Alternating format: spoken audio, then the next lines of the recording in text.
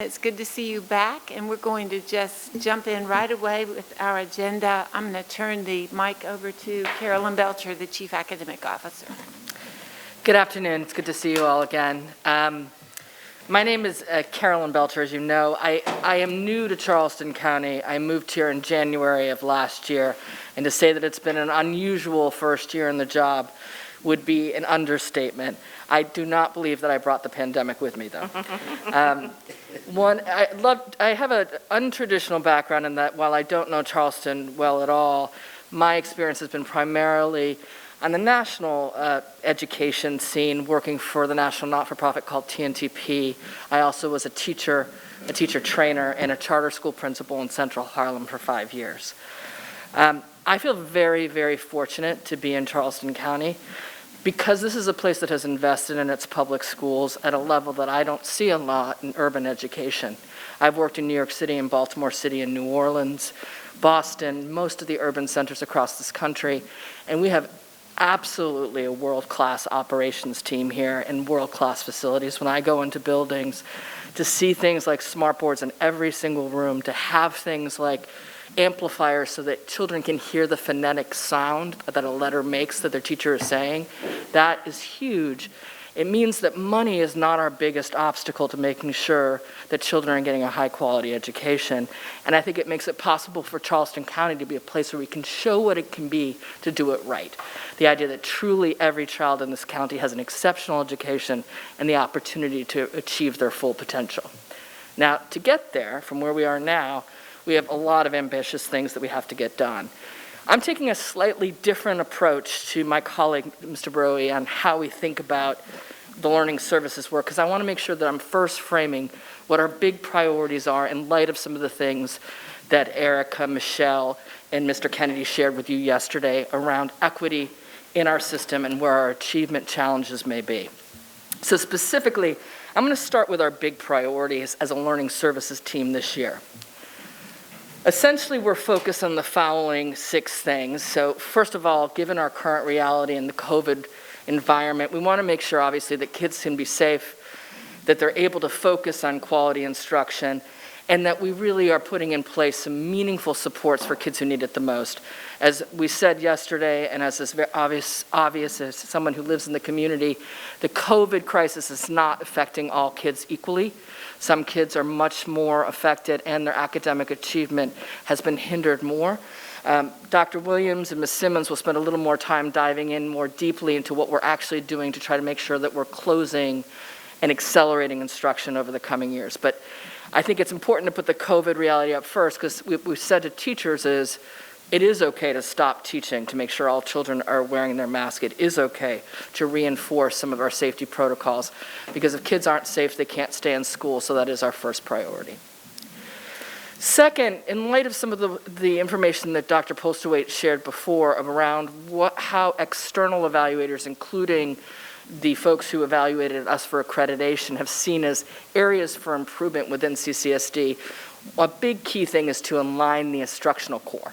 So to make sure that what we're teaching is grade level appropriate, that we're teaching it in a way that connects with all kids, and that we're regularly monitoring progress through authentic assessment, so we know what kids know and what they don't know. This year, as we think about improving instruction across the entire system, our focus is going to be on kindergarten through 8th grade math. And I can talk through in a bit, I'm going to dive into each of these in more detail.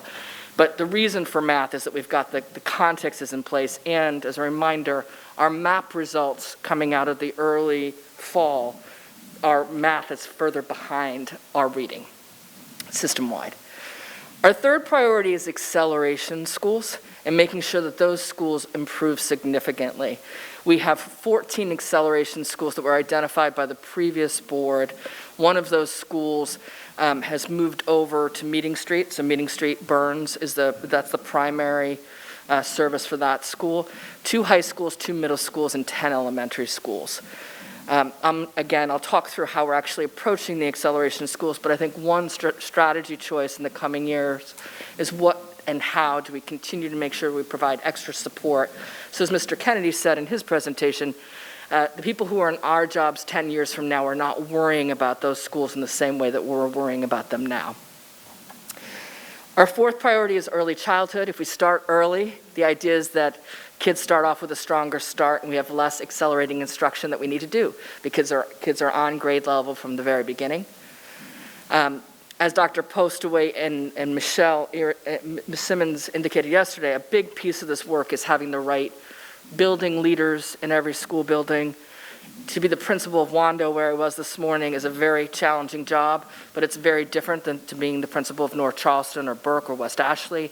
We need to make sure that we're differentiating how we prepare our leaders for their positions and that we're ensuring that our workforce broadly reflects the diversity of our community. The final thing is access. This is actually very much a board priority that under mission critical, much of the work we've done is to make sure that some of our highest quality programs, gifted and talented magnet schools, that they're accessible to all students. So we've been paying particular focus on ensuring that those programs have more access and that we have a plan in place to ensure that those children who were disproportionately impacted in this process of COVID have extra supports to catch up. So that's the high level, and now I'm just going to dive in a little bit more in depth, if that's okay. So when I think about high quality instruction, one of the things that has shifted in the last 10 years or so in education is the national movement around college and career ready standards. Essentially, as a country, we've upped our minimum expectations of what should be taught at each grade level. South Carolina's standards are very much aligned to that national movement. They're challenging and demanding. And to actually meet those things, the easiest way to do that is to have strong curricula so that what the teacher is teaching is meeting the demands of the standards. So then the teacher's focus can be less on what am I going to do tomorrow and more on how do I help Miss French understand this, how do I help Carolyn understand this concept and dig into the individual classroom. And when you have good curriculum in front, even if the teacher may not be as effective, the book that the child is reading, the math problems that the child are doing are highly demanding, and a lot of kids, that will go far to what they need to actually close the gap.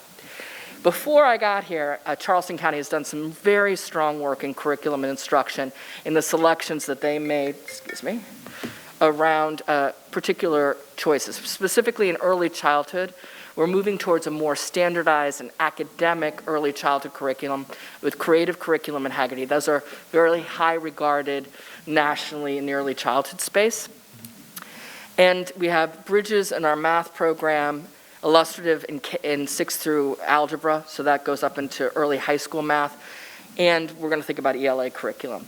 Now, when looking at quality curriculum, the best resources nationally tend to be Ed Reports, which actually ranks every curricular choice that's out there against college and career ready standards. And the Louisiana Department of Education spent a massive amount of energy, again, when the standards movement happened, to literally tier all curriculum and align those to the work that they're doing. Louisiana used to be at the bottom of all the state lists, but have actually seen on every single academic achievement real progress as a state, in part because they bought into a statewide curriculum initiative. They used it as a carrot so schools could opt in, but they had a whole host of teachers who really believed in the power of curriculum. They got extra money from the state to be teacher leaders. And now we're actually seeing that Louisiana and now Mississippi, which is doing similar work at the early childhood level in ELA curriculum, is also seeing some gain. So curriculum matters. And I think the good news here is that the state just approved Bridges and Illustrative, so they're covering the cost of those curricula. We have those two curricula in every building right now, except some of them are using Zern, which is very aligned to Bridges, but easier to use in a virtual medium. So strong curriculum matters. Our ELA curriculum, I would say, is not as up to date with the rigor of the current college and career ready standards. So that's an area for us to start to focus. The state of South Carolina is 8 years behind in adopting new ELA standards. They're going to hopefully begin that process next year, but that means they're unlikely to approve a new state ELA curriculum for a minimum 2 years. That's too long for us to wait. So we're going to begin piloting and making some decisions about ELA curriculum in the spring to start to pilot next year and likely do a 3-year phase out. I call that out because that means we're going to be a little bit ahead of the state. We're going to try to work very closely with them. And we're going to start by looking at the highly rated curriculum that are referenced in ED reports and the Department of Education in Louisiana. I don't know if it's a good time for a question, but it's real specific to this. What would you, Dr. Postlewaite, is it better if I go through, or do you want me to start? I think if you could just hold it, hold the question so we won't run out of time. And I will keep an eye on the clock. I think the fortunate thing is, as I am from Massachusetts, I speak quickly, so we should have a good amount of time for questions, hopefully. We also have a lot of instructional tools at play in our schools, and by that I mean things like adaptive digital technology, software, assessments that meet a variety of needs, screeners. What we're going to try to do in the coming years is focus more on depth and making sure that we're really maximizing those tools and using them very well, versus having as many tools as we've had before. When I first came here, we did some return on investment work from Mr. Kennedy's team and the research and evaluation team, looking at our adaptive digital technology. Some of them are doing really good things for our students, others are not. You're going to see us pare down that list a bit in the coming year with the aim of trying to make sure that we're using those tools as well as we can. We want to obviously make sure that all of our professional learning is aligned to curriculum. As Dr. Williams and Ms. Simmons have reminded me, curriculum is not the solution. It's the wraparound service, like the idea of helping a teacher use it well, to ask the critical questions, to understand the math concepts so well that he or she can anticipate the multiple ways that the student might be solving it. So that matters. And then last is, especially at the system level for all of you, and frankly myself, Dr. Williams, Ms. Simmons, we need to have the data at our fingertips so we know where challenges are and where opportunities are. The best way to teach teachers is other teachers. Where are our positive outliers? Where are the schools that are doing it right so we can do more of that? Where are the schools that are struggling so we can give them more supports? And how are we doing so that we don't do the same thing and expect different results? So getting our data tight is something that's a continuing priority to make sure that we get to this level of improving instruction. I'm going to spend a little more time on acceleration schools because this is a place where we're investing significantly this year. As a reminder, the initial positive of the acceleration schools from the board's perspective were places where we might be able to, like a Meeting Street, have other partners come in and work with us with schools, and or we might have more autonomy for the principal to be freed from state waivers or other bureaucratic obstacles so that they can actually do what they needed to do to improve outcomes for kids. Because of the many things that the system was taking on for mission critical, and we just didn't get a lot of the quality of applicants for partnerships that we were hoping for. So instead, what we've opted to do is to try, and again, I look at other districts, is to really figure out what can we do to support these schools and these school leaders to make sure that they're set up well for the future. So our approach is much more of extra support and trying to remove obstacles so the principal can focus on running the school well. These are the three big priorities, and they're parallel to the levers that I talked about yesterday in terms of talent, instruction, and the surrounding community environment. None of these things should be distinct to acceleration schools. We want every student to have a great teacher and a strong leader, strong curricula that meet college and career ready standards, and that the schools and their families are proud of their school. They want to go to their school because there's something special about it that appeals to them. Again, I think that should be true for every school, but that's what we're shooting for specifically in acceleration schools. And how we're doing that in the next few years is outlined in the next few slides. So for exceptional people, this is the talent lever. I think some of you asked about this, and we've shared some information in the board packet. I know Ms. Simmons also answered it. Under Ms. Simmons' leadership, we entered into a partnership with UVA around creating a professional learning community. UVA has demonstrated track records of working with districts around school turnaround. It's a cohort program, so our district is in with other districts, and its focus is around helping district-level leadership around effective school turnaround. So myself, Ms. Simmons, Dr. Williams, as well as Ms. Jackie Haynes, who leads the acceleration schools, Ms. Buffy Roberts, who leads assessment, Ms. Emily Woody, who leads curriculum instruction, and 5 principals have regularly been participating in the partnership training beginning at about this time last year, where they did an initial analysis of where we were.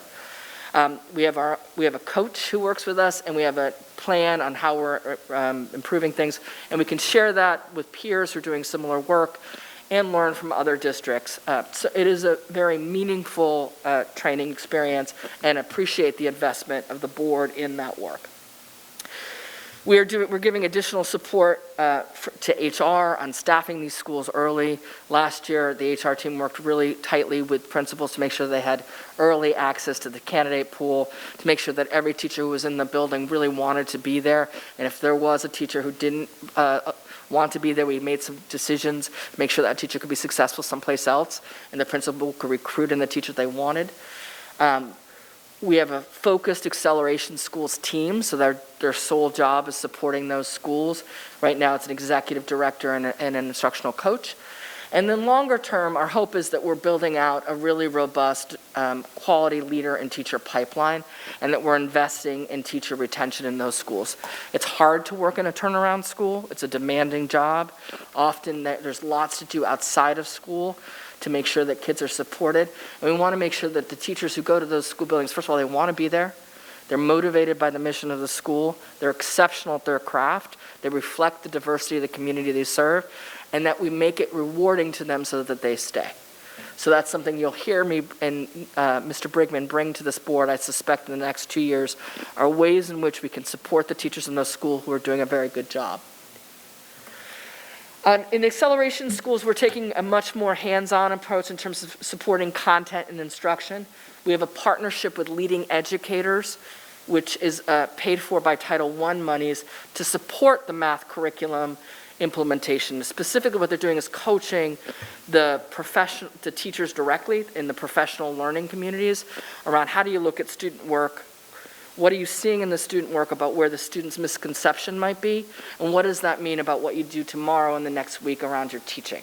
So that's already launched, and we have some initial results from early workshops, and we're hopeful that that's going to help accelerate. Because I think one of the things about good curriculum is you have to be able to anticipate and let the kids grapple with the work, and too often in many classrooms, the teachers are the hardest working folks in the room.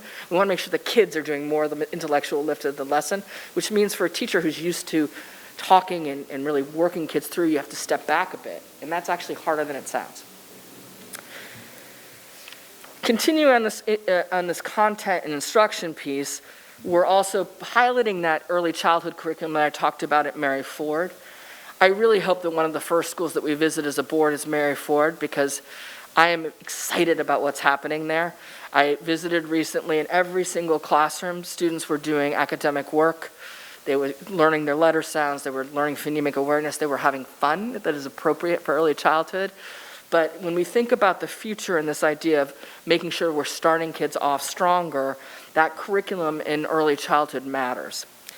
Again, I said we're going to pilot an ELA curriculum across the system. We're going to start with the acceleration elementary schools.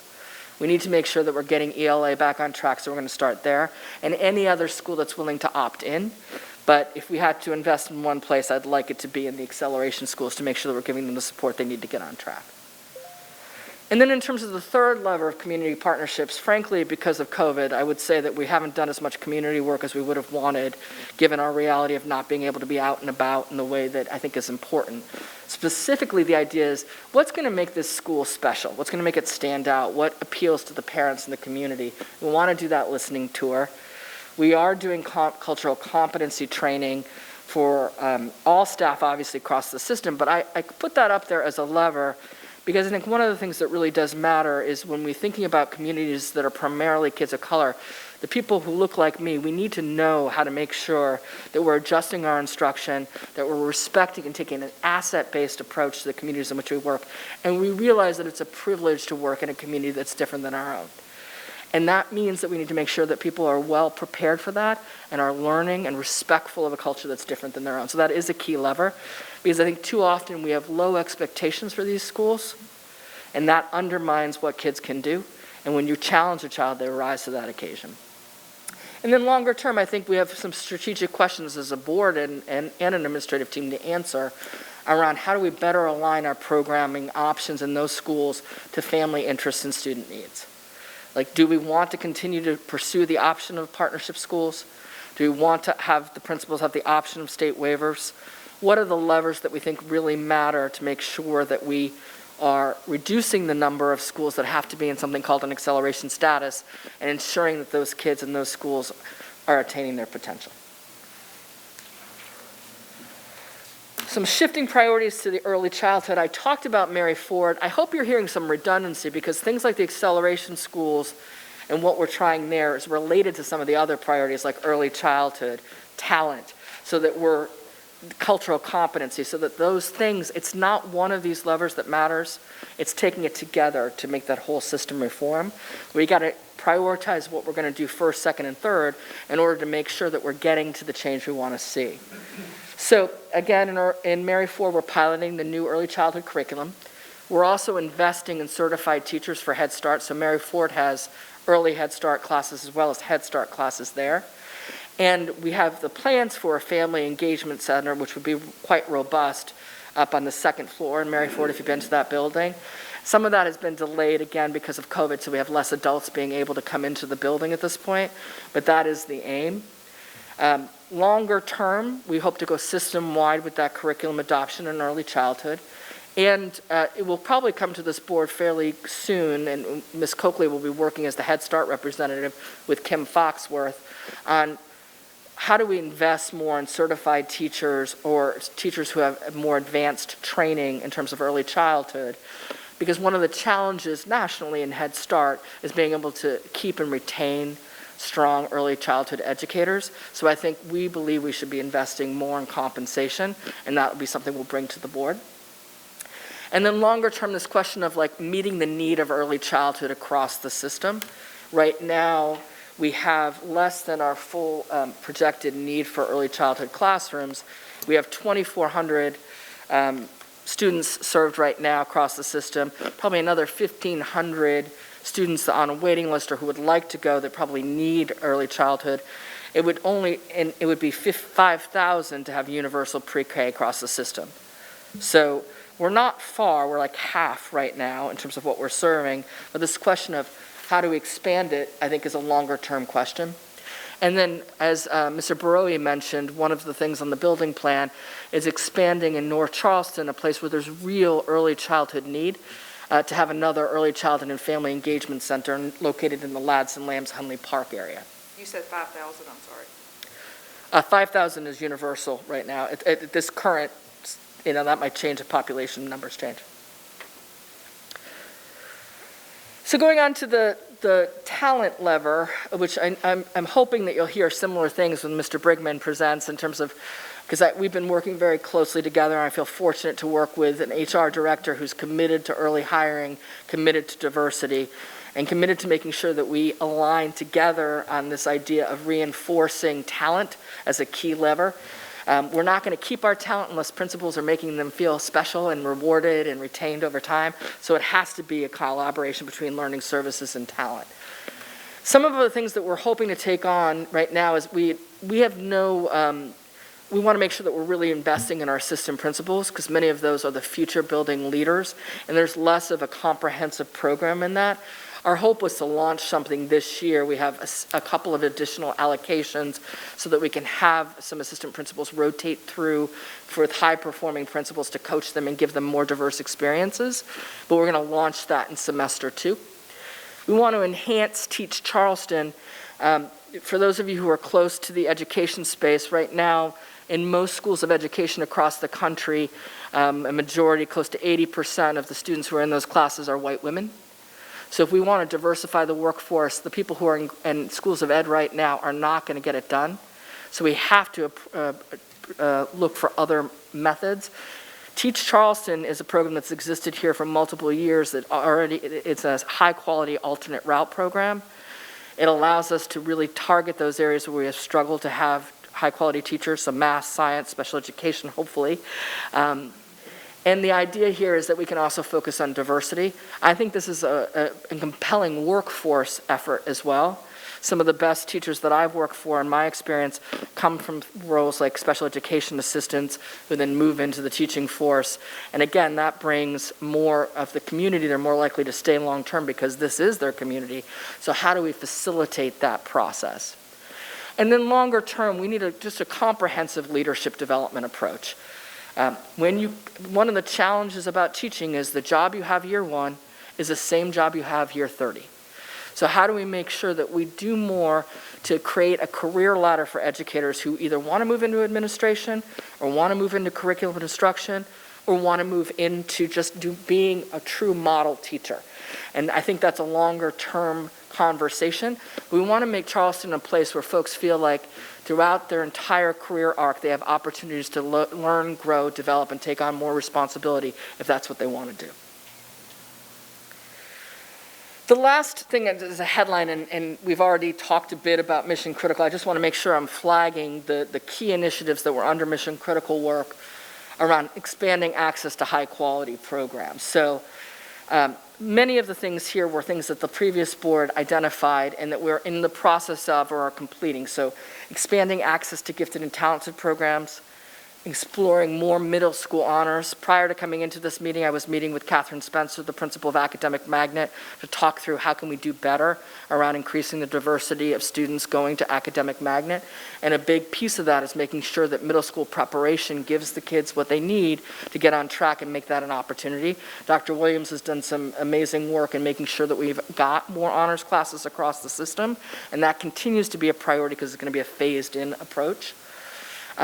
Making sure that we have an advanced academic program at West Ashley High School, which will launch this year in partnership with the College of Charleston. Expanding Boost enrollment. This, I think, was a real jewel in the mission critical work, and that we did see Boost diversify without sacrificing standards and ensuring that more kids can have the experience like Erica had at Boost. And in this coming year, we're going to have 3rd and 6th grade at Boost, so there's additional classes there. We have an advanced academic program that we're piloting right now at Miminger with the hope that that also creates more opportunity for kids to get stretched academically. We added an attendance zone for Ashley River Creative Arts. Again, expanded access to Academic Magnet. I think we still have work to do on that. And then, as Dr. Williams and Ms. Simmons will talk about a bit more, we need to really deal with our current reality, which is that we have some kids who are not coming to school regularly, not signing on regularly, not engaged in school, not had the social emotional supports that they need. How do we make sure that we're thinking about those kids and creating programming now and in the future that's going to ensure in the next 2 years there is no COVID slump in Charleston County? That's sort of the headline of where we are and the big priorities. I'm going to quickly give you a sense of our team and then stop and answer questions before Ms. Simmons and Dr. Williams give you a good sense of our schools, which is the other part of the Learning Services team. So just, I'm copying Mr. Brohe. I'm just going to say it straight out and have some big high-level sort of fast facts about each of the team. I'm actually not going to I just want to give you a sense of the scope. So I'm hoping that you can actually look through these on your own. But we have a small acceleration team which is doing the work that I already reviewed, focused specifically on the acceleration schools. The alternative programs team led by Jennifer Coker, that includes some of our alternative schools like Daniel Jenkins and Liberty Hill and Clark Academy. It also is the place where we do some of our restorative practice work and think about ways in which we can break the school to prison pipeline and ensure less students are put out of the classroom and more students are staying in. She does a lot of work with homebound, chronic absenteeism, truancy, and she reports out to the board on some of the high-level things on the right of that slide around discipline data and school culture so that we're making sure that we're being transparent on where things are. In assessment and evaluation team, they do a lot, and I will say I even had to cut some things to make sure it fit on one slide.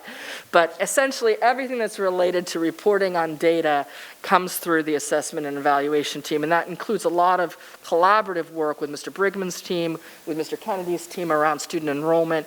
We do report cards all of our state and federal reporting requirements, school renewal plans, making sure that we're actually looking at data in a meaningful way and in a way where there doesn't have to be a lot of voiceover. We can understand what's happening so teachers can take action, so principals can take action. And right now, I think a big part of the work of that team is thinking about those more accessible data dashboards, and that work is, I'm looking forward to sharing more of that work in the coming weeks and months. Career and technology education sits within learning services. One of the buildings we absolutely need to go see is the new Cooper River CAS. It is state-of-the-art. It's a place where my jaw drops when I walk into that building. And it shows kids that real career readiness, it doesn't necessarily mean college, but it does mean highly technical skill set to make sure that you have a livable wage. And some of the opportunities that the CASs offer are very exciting. And obviously we have a third CAS that we're hoping to open in West Ashley. Curriculum instruction is the backbone, and a lot of the work that I highlighted actually sits in curriculum instruction. They make the decisions and do the vetting on our actual curriculum choices, and that includes not just the core content areas like math and ELA, as I talked about, but world languages and health and PE. Thinks a lot about how do we actually do the professional learning as a system to support the schools, like where are we going to provide centralized support, and how do we develop our building level coaches to support and develop teachers. The student intervention teams sit under curriculum instruction, our school psychologists, our school interventionists, as well as Read to Succeed, which is the statewide effort where we intervene at the third grade level to make sure that kids are on track to reading proficiency.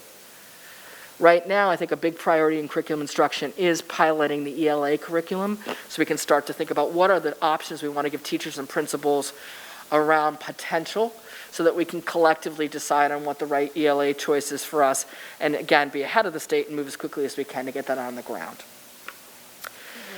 Instructional programs encompasses a lot of the rest of instruction, which it includes school choice, visual and performing arts, gifted and talented, our English as a second language efforts.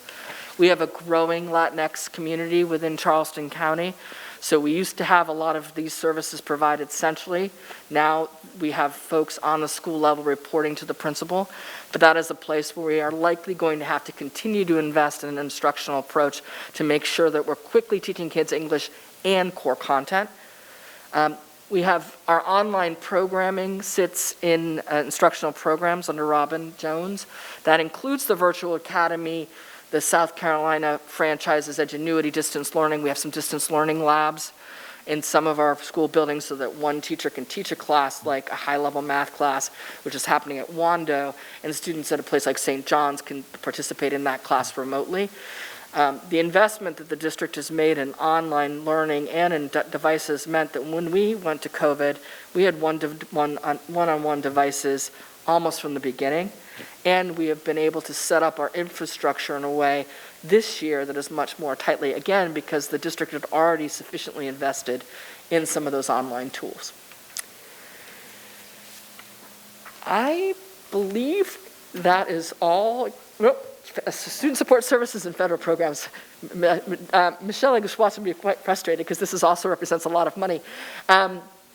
We also manage our federal grant programs, which includes Title I, Title IV, the ESSA Career Act, federal and state improvement grants, CSI, special education, early childhood, and expanded learning, which is the Kaleidoscope program, so after school and Saturday school, those kind of programs come through student support services and federal programs.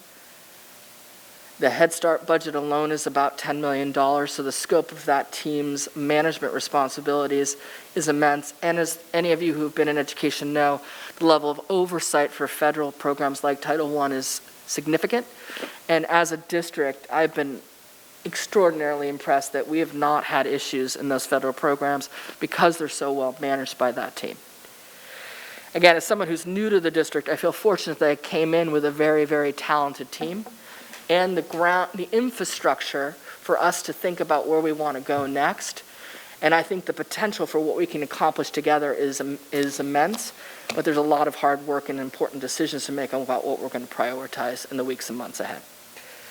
That is the high level of learning services, and I am proud of myself because I did finish early. So if there are questions from you all, I'd love to be able to answer them. Dr. French, do you want to go back to what you had before? Sure, but I was going to let someone else go first. Since I He's going to take up the whole 15 took minutes. up too much so time yesterday. I don't know. Go ahead. Do you just want to? Well, there was one question about the, when you were talking about core curriculum, the pilot ELA curriculum in schools and looking at core curriculum. I'm sorry, I'm not using my, you're talking about core curriculum ideas. And one thing that I get concerned about with standardized tests and core curriculum is that it limits teachers' ability to be innovative in the classroom. And we know our teachers are professionals and are good at what they do. I would really like to see some high-quality ELA teachers on whatever committee is working on this. I know one of our Teacher of the Year finalists in CCSD is an ELA teacher, and I think I would highly recommend her. She does some really innovative work with her high school students, and she might be really helpful in elementary as well in thinking about these things.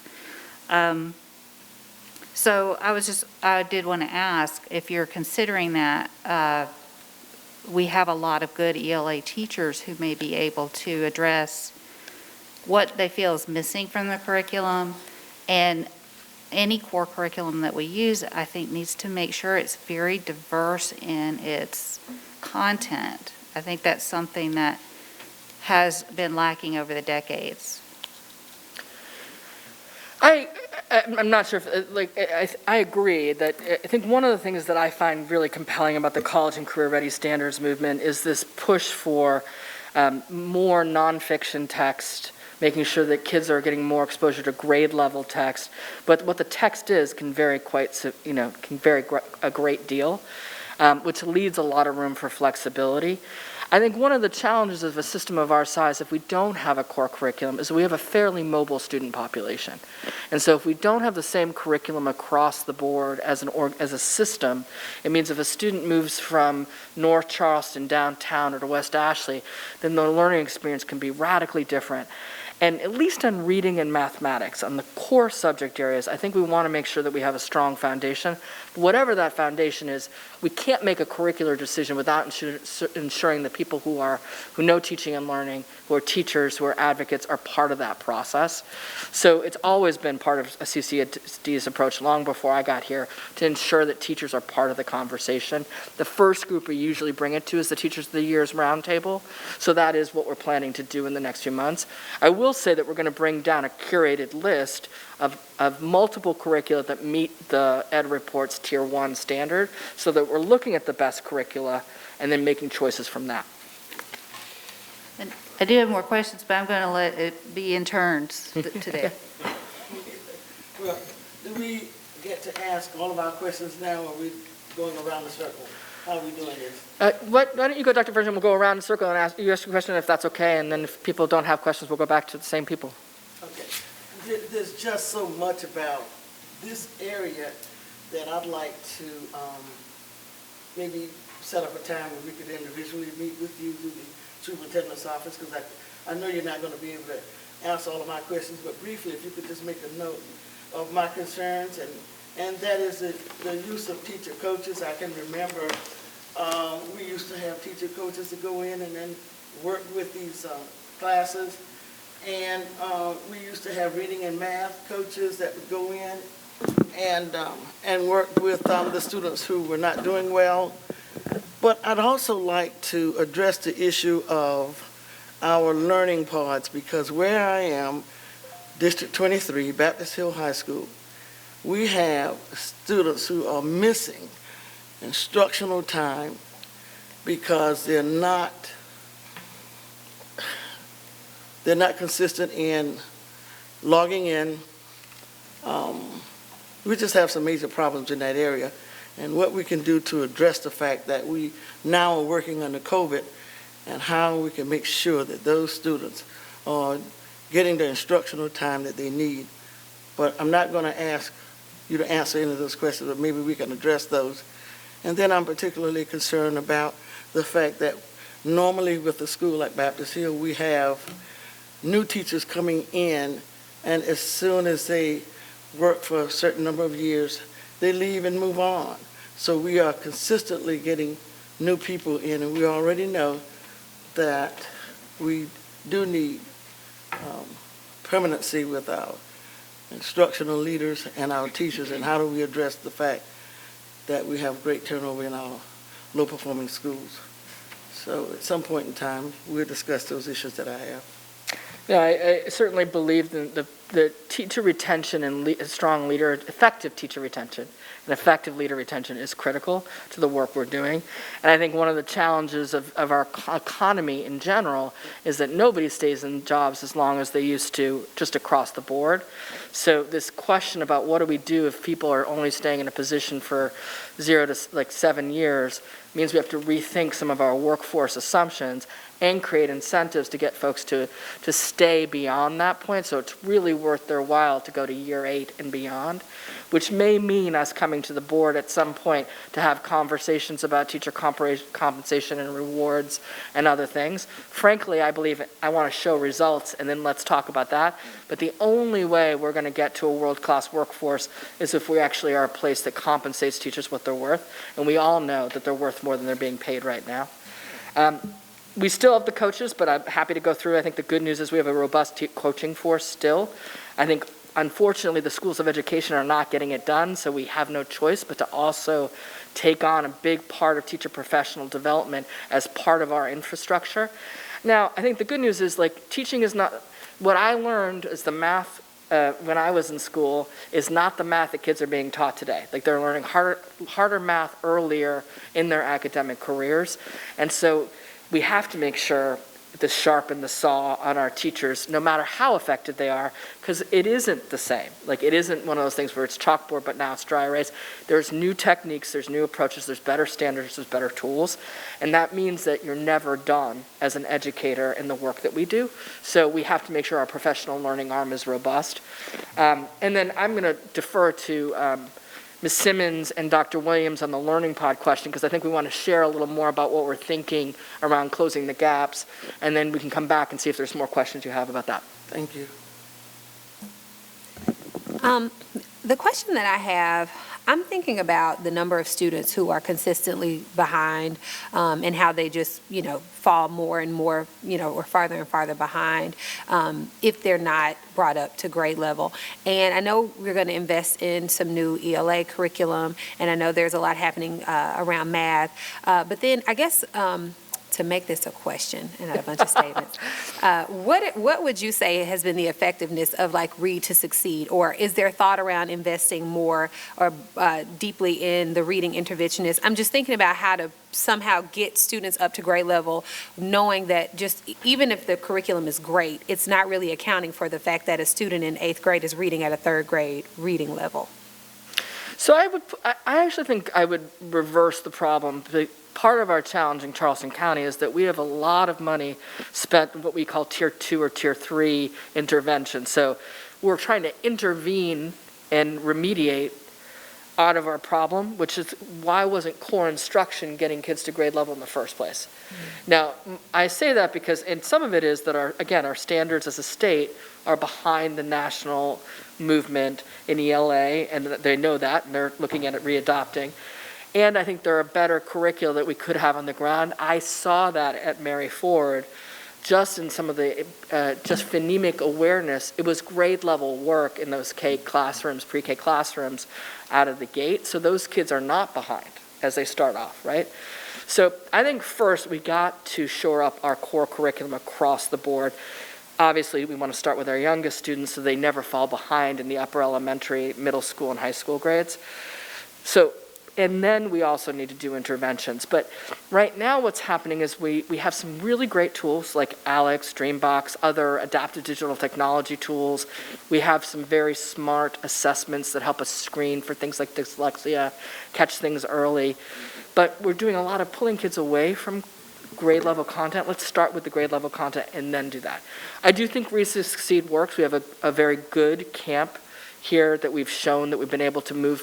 Third grade is the grade where the research shows that if children don't know how to read by the 3rd grade, odds are, unfortunately, that they never catch up. So really ensuring that kids catch up in that third grade level is incredibly important. So I think those interventions really matter.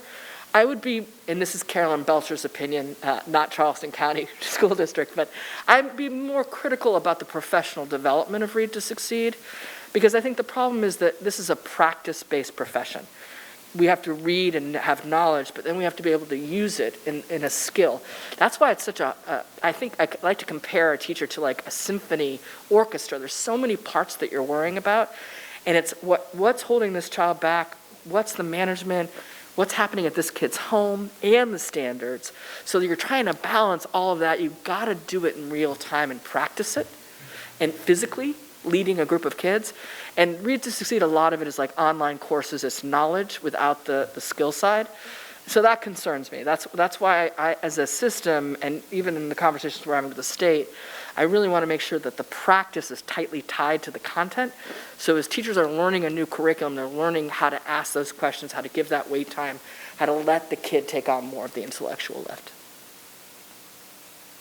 I guess what I'm still thinking about, and you don't have to answer this now, is that with the focus being so heavily on third grade, which is where it needs to be for the future, what about the kids who are currently in the system in high school or middle school and still unable to read? Again, see, we've had this struggle, I think, a lot around when we talk about like math or, I worry, and again, this is that those students can still not get exposed to grade level text, so then they never get stretched. So if you're, like, one of the things about reading that we forget is once you learn how to read, you can actually read anything. Now, the question is, can you read it to understand? So the New York Times is very high level, what we call Lexile level, right? Complexity in terms of complicated ideas, complicated vocabulary, complicated sentence structure. It's at the college level in terms of the reading level. But with sufficient supports, every child who can read the New York Times. Now, sufficient supports means you're pulling out vocabulary words, you're introducing unfamiliar concepts, you're connecting it to previous learning explicitly, you're having kids ask questions and go back to the text to pull out details. And that's what we don't do enough that's why I'm so moved by the curriculum movement, is that the more the kids are getting exposed to grade level text, they're able to bridge that gap. Now that might mean that child takes a lot longer to read the article than obviously the 11th grader who can read the 11th grade level. But I don't want us to get in the box where we're saying this 8th grader reads at the 3rd grade level and the only book they ever read are 3rd grade level text. Because then what's the interest level too? Why would they want to learn more? And it is a hard skill to do this, but once you do it, then kids can start to take their own reading. It's the same as we teach dyslexics or other kids who have reading challenges. How do you do word attack? How do you break it down? So I'm oversimplifying because the people in my job always oversimplify what it means to do this in the classroom. But I worry that what we keep doing is pulling kids out, and they get less in special needs classrooms, they get less intervention, and we need to up our academic core. And then I hope I'm coming to board members in a few years and saying, our issue is let's up our intervention, but right now we don't have the academic core strong enough. Gotcha. So if I'm understanding correctly, the reading interventionists in those other programs, they're pulling kids out and they typically go down to their level versus raising, okay. Yeah, it's not just a Charleston County issue, but that is generally, we have a lot of people who are still using the Lucy Calkins sort of model of reading and writing workshop. The theory of that is a lot of what kids are getting exposed to is just write books, so books that are at their level, which means that they're never getting exposed to grade level text. Gotcha. Thank you. You're welcome. You mentioned Louisiana has seen success by adopting a statewide curriculum and funding that curriculum. South Carolina is 2 years away from that, so we're going to pilot an ELA curriculum. When the state adopts a new curriculum, are we going to discard this pilot curriculum? No, our hope is that we're going to align with the state's efforts. So we've already had initial conversations with the state level person who's in charge of the ELA effort and said, how do we make sure that we're in line with what you're doing? We're going to look at tier 1 curricula. That's likely what the state will also do. And they've had several options in the past, so I think the question is like making sure that the option that we adopt is on the ultimate state list. Okay. Hi, I want to say I agree with Ms. Waters that I want to make sure that we're not focusing too much on the younger group and not dealing with the fact that our older kids need help, need extra help sometimes, because I hear a lot of that kind of attitude from some sectors that they just want to focus on early childhood, and we can't give up on these kids. This is, a couple of generations of people coming up into our workforce, and we just need to do better for them, obviously. But I'm also interested to know, everybody yesterday, and you mentioned this morning, we have so much money for equipment and facilities. And why aren't we working harder to find ways to get more funding for our personnel? And that's something that I know that the state has made hard for us, but we've got to be more creative with that. We have got to push the state. We got to do it, because this is one of the big problems. The people that work in our district need to have that investment in them as well. And a simple factor, when we look at early childhood, people talk about how expensive it is. My experience with the Montessori method is because it's very low tech, and everybody is learning to share the materials instead of everybody having one of everything, everybody having their own set of materials. It's a lot less expensive to run an early childhood classroom in the Montessori method. And I'd love for you to look at that and think about it, because it brings a lot of skill sets to all the children that go through there. It's not the only solution. It's just that I think it is actually a very cost-effective solution and prepares kids to learn how to learn.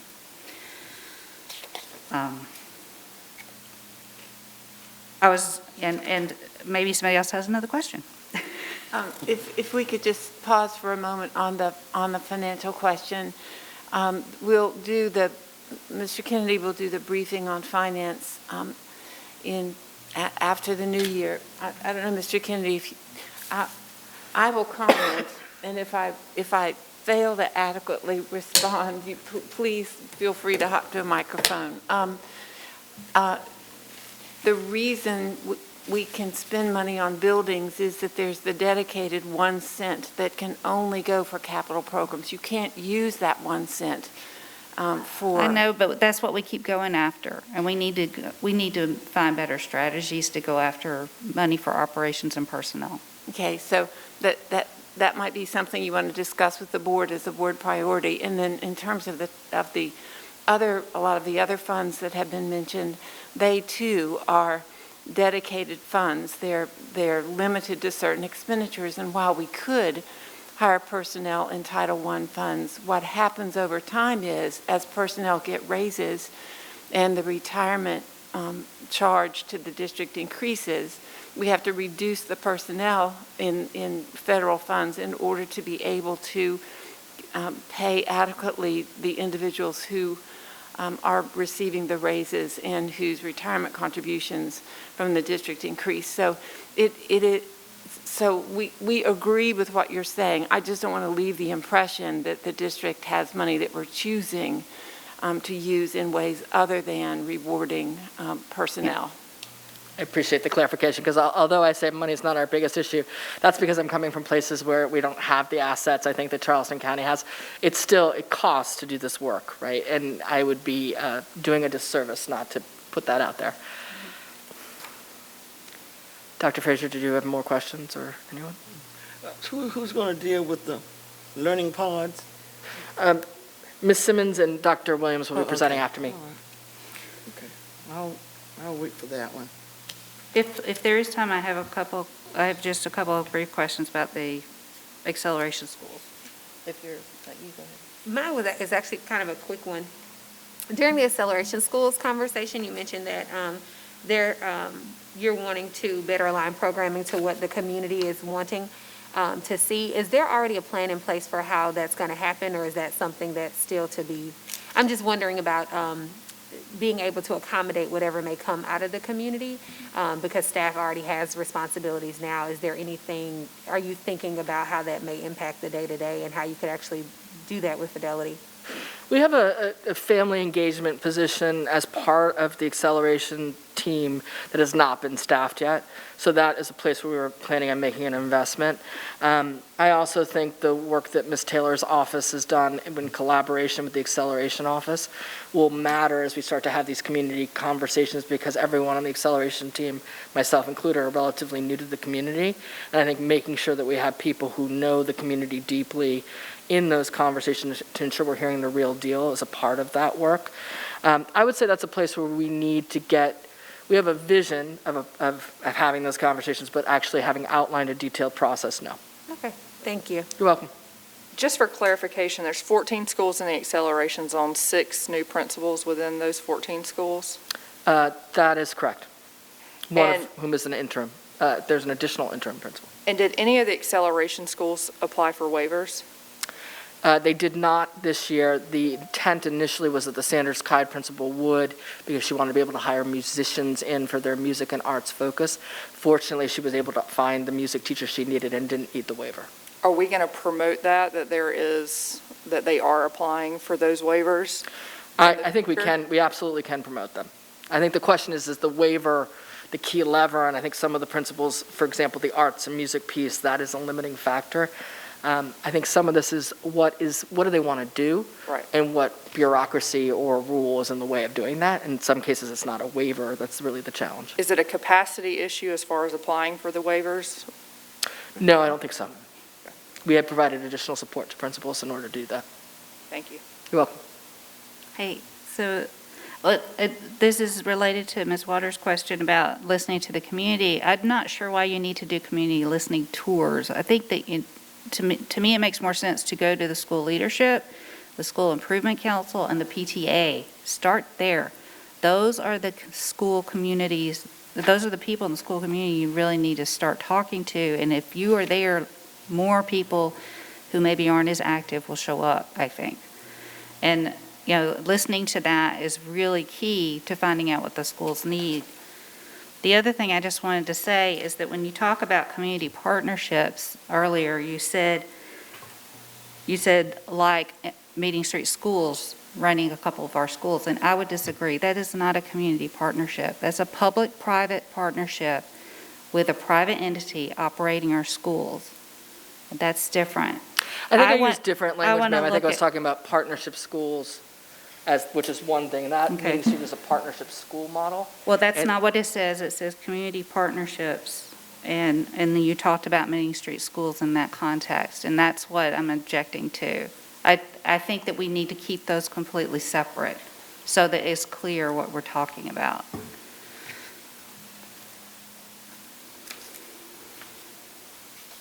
Any other questions? One question for me, and I think it might be related to, anyway, we have a program coming into District 23, barbering. How do we make a decision about what is needed in a community school? Are we going into that community and saying, you might need this or that? How do we make a decision about what's needed in a school? Because the last thing that we need in District 23 is a barbering program. How many people can come out of that program to make a difference? And why was that school chosen to have barbering? And I don't know where that falls, but that might be a discussion later on. No, it actually does fall. CTE Programs manages the choices that are made in the CASs or within the CTE piece. Mr. Rich Gordon leads that work. In general, actually, a good example would be the North Charleston CAS or the New Cooper River CAS. Before they started the program, and they were going to do within their CTE program across the road, which is going to serve North Charleston High School, Stall, and St. John's, right? Dr. Williams? They did a survey both of the economic opportunities within the community, like where are the jobs and what are the areas in which we think we see a livable wage, and we want to make sure we're preparing kids for that. And that led them to make decisions about what programming they would offer within that CAS. So for example, barbering is not offered within North Charleston, the Cooper River CAS, neither is cosmetology, in part because those jobs relative to other things like mechatronics and some more technical skills around mechanics, there's less jobs, and the wages are higher within the mechatronics space. So that's how we typically move forward. At a place like Baptist Hill, that's a historic program that we've had, and the school had wanted to keep it because it's been there for a while, but we're opening less of those programs over time, and I certainly think we could reevaluate whether that makes sense for that school. Please, put a question mark on that. I will. The next thing you know, they'll be offering basket weaving or something there. Yeah, we agree that any CTE program that's offered has to be able to give students the opportunity to be able to support their family. And where CTE has fallen down historically is where it warehouses kids into professions that don't necessarily allow them to support their family. We are very lucky, and again, this is the outsider coming in, so know that resources are limited and there's always more we can do, but these centers are really aligned to highly technical careers so that kids are well prepared to be able to support their family with some of the things that they're getting prepared for, and leave with licenses that will help them go out on day one and get an initial job. But, and the point that I'm trying to make is that I've been asking around, no one can ever remember saying that we needed barbering in District 23, so I was just wondering whether there's I think some it's worth revisiting, type of absolutely. community engagement. Yeah, it's a good point. Very And much so. I would just say that decision predates our involvement in making decisions about CTE programs and having a process in place for that. So I don't believe any of us knows the answer to your question. Thank you very much for the opportunity. I appreciate it. I know we wanted to make sure we had a small break. I have one question. I have a question. Yes, Reverend Mack? Yeah, just, and I may have missed that piece for a moment, but can you help us or help the new board members understand how the curriculum are chosen for the various areas?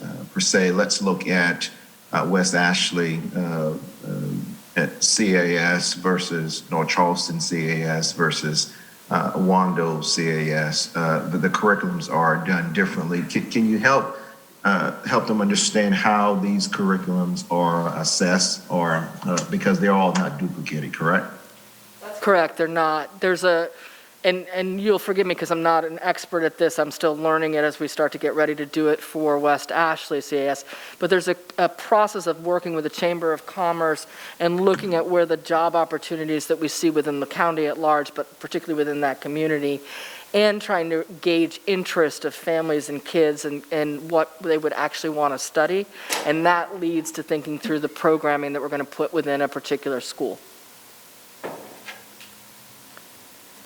So are there opportunities then at that point for community input as to what they would like to see in the CAS before final implementation or development of the program? Yes, sir. The families and students are solicited early on to see where there's levels of interest and what they would be interested in, and making sure that if there are places where there are missed opportunities that we're addressing that in the programming. That process, I think, is about to begin. Ms. Taylor, correct me if I'm wrong, as part of the work that we're doing in West Ashley as we launch that CAS now. Okay, all right. Sounds great, thank you. Thank you. If there are no further questions, we will go ahead and break now and reconvene at 1:25. Thank you very much. Thank you, Ms. Belcher. Thank you. Are ready to start back with the second half of today's orientation. Our two leaders of K-12 are Michelle Simmons, who leads elementary, and Dr. Joe Williams, who leads the middle and high schools. Dr. Williams wasn't able to be with us yesterday afternoon, and he's going to open the session that they've designed, I should say, to share more with you about the heart of our work, the schools. So I'll start off by saying that my energy level is not going to be what it typically is, but once I'm back to 100%, you're all in for a special treat. So, so great day to you all. I always say great day because Frosted Flakes aren't good, they're great. My name is Joe Williams, and this is Michelle Simmons, and we are the Associate Superintendents for Elementary and Secondary Learning, respectively. And what we'd like to do today is share some information with you all about our pre-K through 12 schools, to include our teams that support our schools, also what we do, the scope of our work, and also just share some data sets with you, and also a few accomplishments to date. All righty? That's okay with you all? So the first thing we want to talk about, next slide, please. Tell you a few things about us. So again, I've already introduced myself and introduced you to Ms. Simmons. Underneath us, we have two individuals that work with us. For Michelle, that would be Jeff Beckwith and Dr. Jennifer Swearingen. And for me, that would be Anita Huggins and Trevor Straudeman for the middle and high schools. And they support us in helping our schools understand what our academic goals are, how we make those accelerated outcomes, and how we help schools remove those barriers to be successful. Next slide, please. So we wanted to start off with a really big number to engage you all. We read somewhere that it's a really great way to start off a presentation. Just use a large number to engage your stakeholders. So that number would be 48,703, and that's the amount of scholars that we serve here in CCSD, and that does include our charter schools. So when we look at the breakdown of those numbers, you can see that under our our direct supervision, Michelle and I supervision, we have 48 elementary schools, 22 middle, and 11 high. As far as charters are concerned, we have 5 elementary, 7 middle, and we have 5 high. When we break that down even further into the number of scholars served, for the direct supervision under Michelle and I, we have 2,231 pre-K, we have 20,800 elementary, we have 10,177 middle, 10,925 high, for a total of 44,133. And for our charters, we have 51 pre-K, 1,465 elementary, 968 middle, 2,086 high, and that's a total of 4,570 for our charters. So what I want to do now is pass it over to Ms. Simmons. She's going to tell you all about the scope of our work, and then we're going to delve into some data after that. Good afternoon, everyone. I'm back, but I'm better today because I have my counterpart with me. We make each other better. We complement each other in our work, and Joe's story, you heard from Erica and I on yesterday, Joe's story is pretty identical to mine. He too came through the public system in Charleston County School District and graduated from North Charleston High School. I did. And so while he wasn't here to share on yesterday, I just felt inclined to let you know that we are proud to be homegrown and to be serving the very students that we identify with, that we were once upon a time. So when Dr. Postlethwaite said yesterday that some kids absolutely depend on public education, that was us. That was me too. But nevertheless, we want to talk today about our core work. And while our responsibilities, our primary responsibilities are many, we are responsible for supporting principals with their day-to-day work in terms of managing.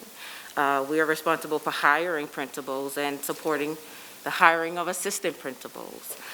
We are also charged with supporting schools with their daily parent and teacher concerns. We believe that the core, the essence, the heart of our work is around principal supervision. And so principal supervision for us falls in 3 distinct categories or domains. First being supporting principals in schools.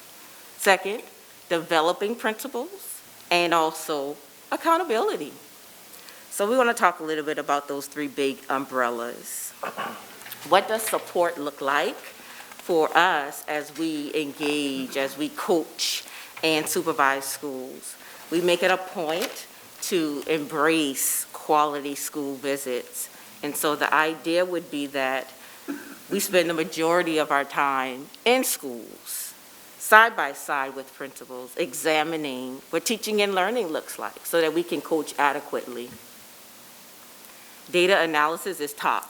And so you'll see a few data sets in a moment, but the idea would be to attend PLCs and data team meetings alongside our principals so that we have a real handle and foundation on what works, where are our problems of practice, how do we define those high leverage strategies that will allow our students and our boys and girls to be successful. And then managing people and processes. it's huge. You can't get to the core work unless you have systems in place. So a part of our responsibility is helping principals manage development. So we talked a little bit about talent yesterday, and it came up again today. Developing school leaders. We believe that, one, the teacher standing in front of the child is paramount, the most important variable to impact student achievement. Well, on its heels is principal effectiveness. And so we are serious and intentional about the work we do around developing our principals. We are responsible for planning and coordinating monthly principal meetings. We call them LEAD meetings, which stands for Learn, Engage, Activate, and Deploy. So our priority is to make those meetings as meaningful as possible. So when principals walk away, they have real-time, tangible work that they can take back to the school and turn house for their folks. It's also important for us because we have, you saw in the second slide how many schools we serve. 80 some odd principals do not need the same thing. So it's important for us to be able to differentiate the support we give. Some principals in our system have 30+ years of experience, and then we have some who are emerging, 0 to 5 years of experience. So it's important for us every month when we engage with our principals to offer choice and differentiated professional development that usually falls in a few wheelhouses: curriculum, instruction, assessment, and we have embraced socio-emotional learning, not only for our children, but for adults as well. And then we also have an opportunity most months for learning community meetings, and that's when Dr. Williams and I have our smaller group of principals where we can tailor and target what we work on with our groups.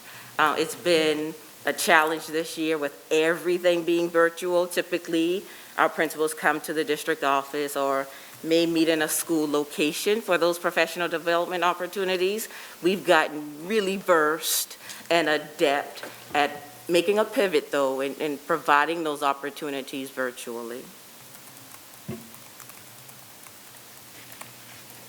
And then accountability. So we talk a lot about autonomy or defined autonomy because everybody doesn't need the same thing. But within that structure, we have to be able to expect a standard of performance from our principals. And so we have to do two things simultaneously. We have to be able to coach our principals, but also evaluate and supervise. So we do use the PADEP instrument. It stands for Program for Assisting, Developing, and Evaluating Principal Performance. So it's a state instrument that we use, but the idea is to tailor it and target it based on principal needs. And so there are 9 professional standards that undergirds the work. A few of the big themes are vision. Having principals set a strong, solid vision for what their school program looks like. Effective management, I mentioned a moment ago. Instructional leadership is a main priority as well. And so every year we have a cycle where we meet with principals, establish goals, establish the strategies that will allow us to meet those goals, and then what does that progress monitoring look like so that we're successful at the end of the year. And then when they're not successful, what kind of support can we provide to make sure that we're making progress?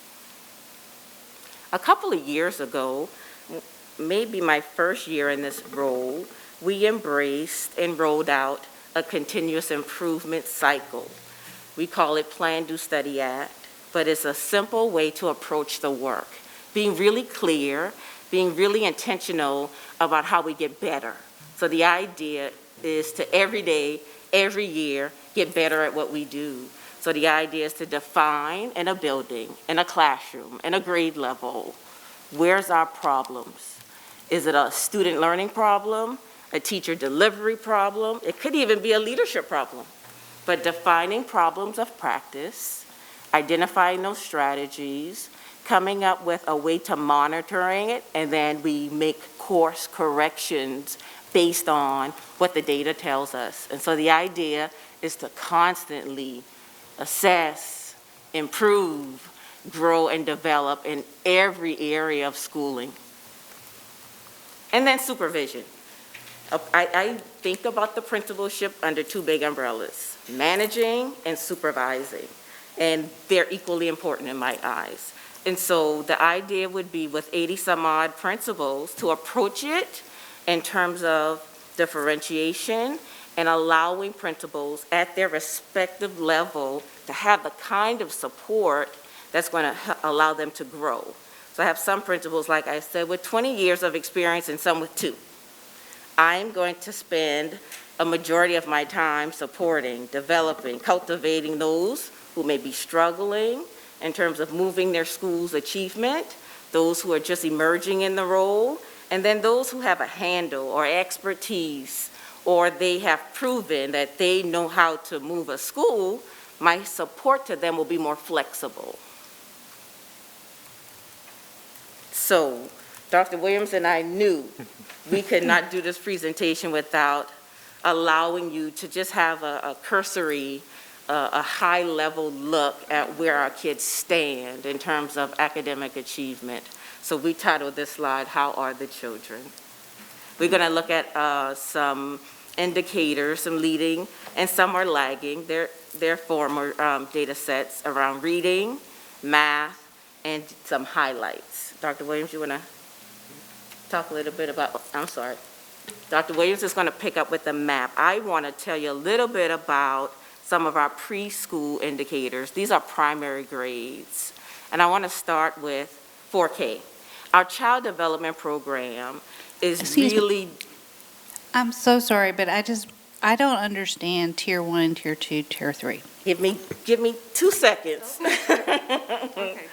Our child development programs, though, it really is designed essentially to be an intervention.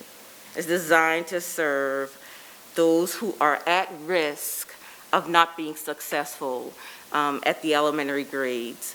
And so what you're going to hear about in a moment are some of our results, our overall results from this fall from My IGDs. My IGDs is a universal screener, which means all of the children have to take the test. We administer it about 3 times a year, and it simply allows teachers to understand who might be at risk of not being able to negotiate grade level standards. And so, Dr. French, when you see Tier 1, that means those children are able to demonstrate success. When you see Tier 2 and Tier 3, for this particular data set, it means that the children will need some level of support or intervention. So Tier 1 in this regard is good. Tier 2 and Tier 3 signals or indicates to us that we need to do a little bit more work with those boys and girls. So the highlights, the high-level information that we produced from this most recent assessment showed us that the highest percentage of students scored in Tier 1 for picture naming. So what happens is the literacy test has about 5 subcategories, and you're looking at a variety of things like the ability to rhyme, letter identification, so on and so forth. The lowest percent in Tier 1, sound identification. So that just gives the teachers an idea of where to target instruction.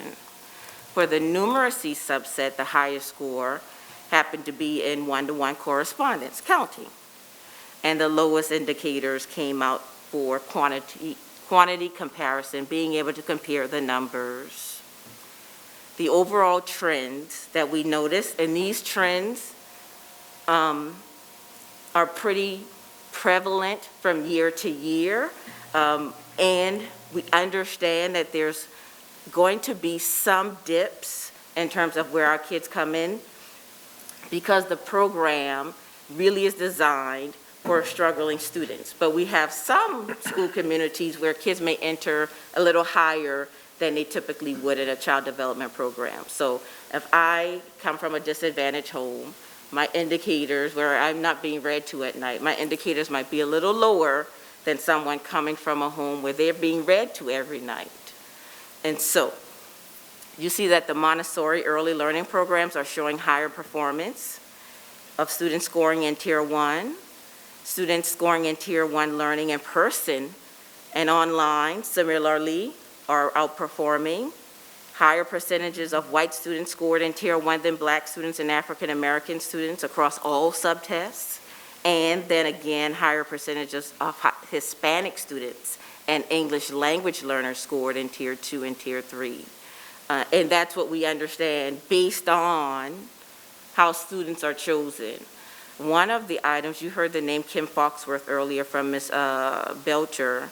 One of the strategies she's approaching would be to centralize how we intake our students to make sure that the kids who are being received into our programs are indeed the neediest students so that we can get them on track. Thank you, Erica.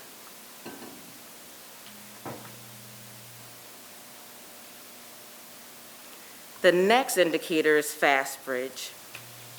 FastBridge is particular and specific to grades K and 1. So you'll see here, like schools, I think, all across the nation, that we have seen that COVID slide that I'm sure you've heard about on the news and in different sections. So where you see blue, those kids are at high risk of not being able to negotiate grade level standards.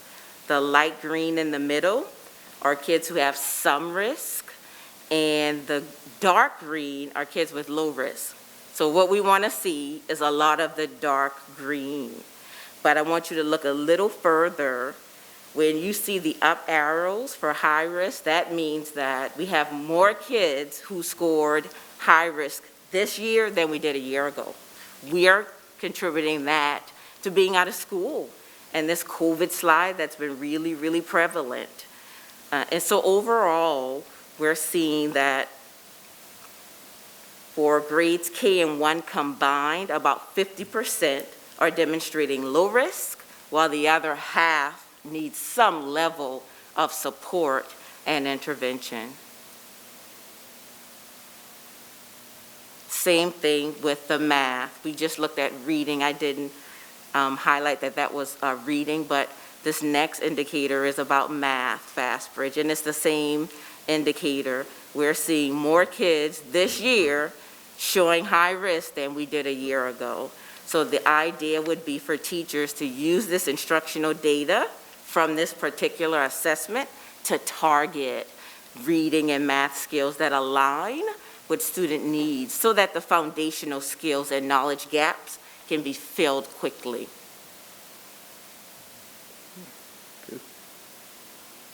Alrighty, so I'd like for y'all to know before I start to talk about some MAP data and some high school data is that I am taking notes and writing down every acronym so you have a cheat sheet because I know that's a lot that we're sharing with you.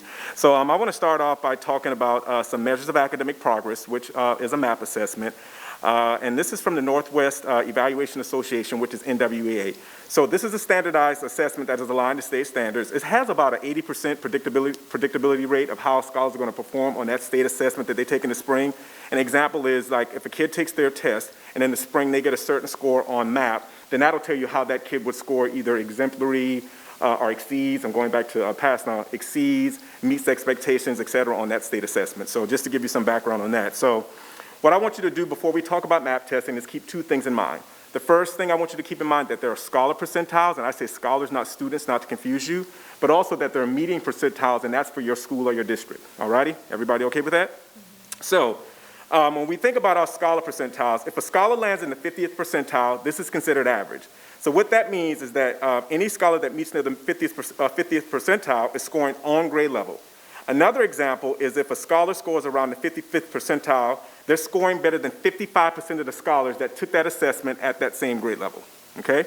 And I'm just giving you all some background right now before we kind of dig into the data.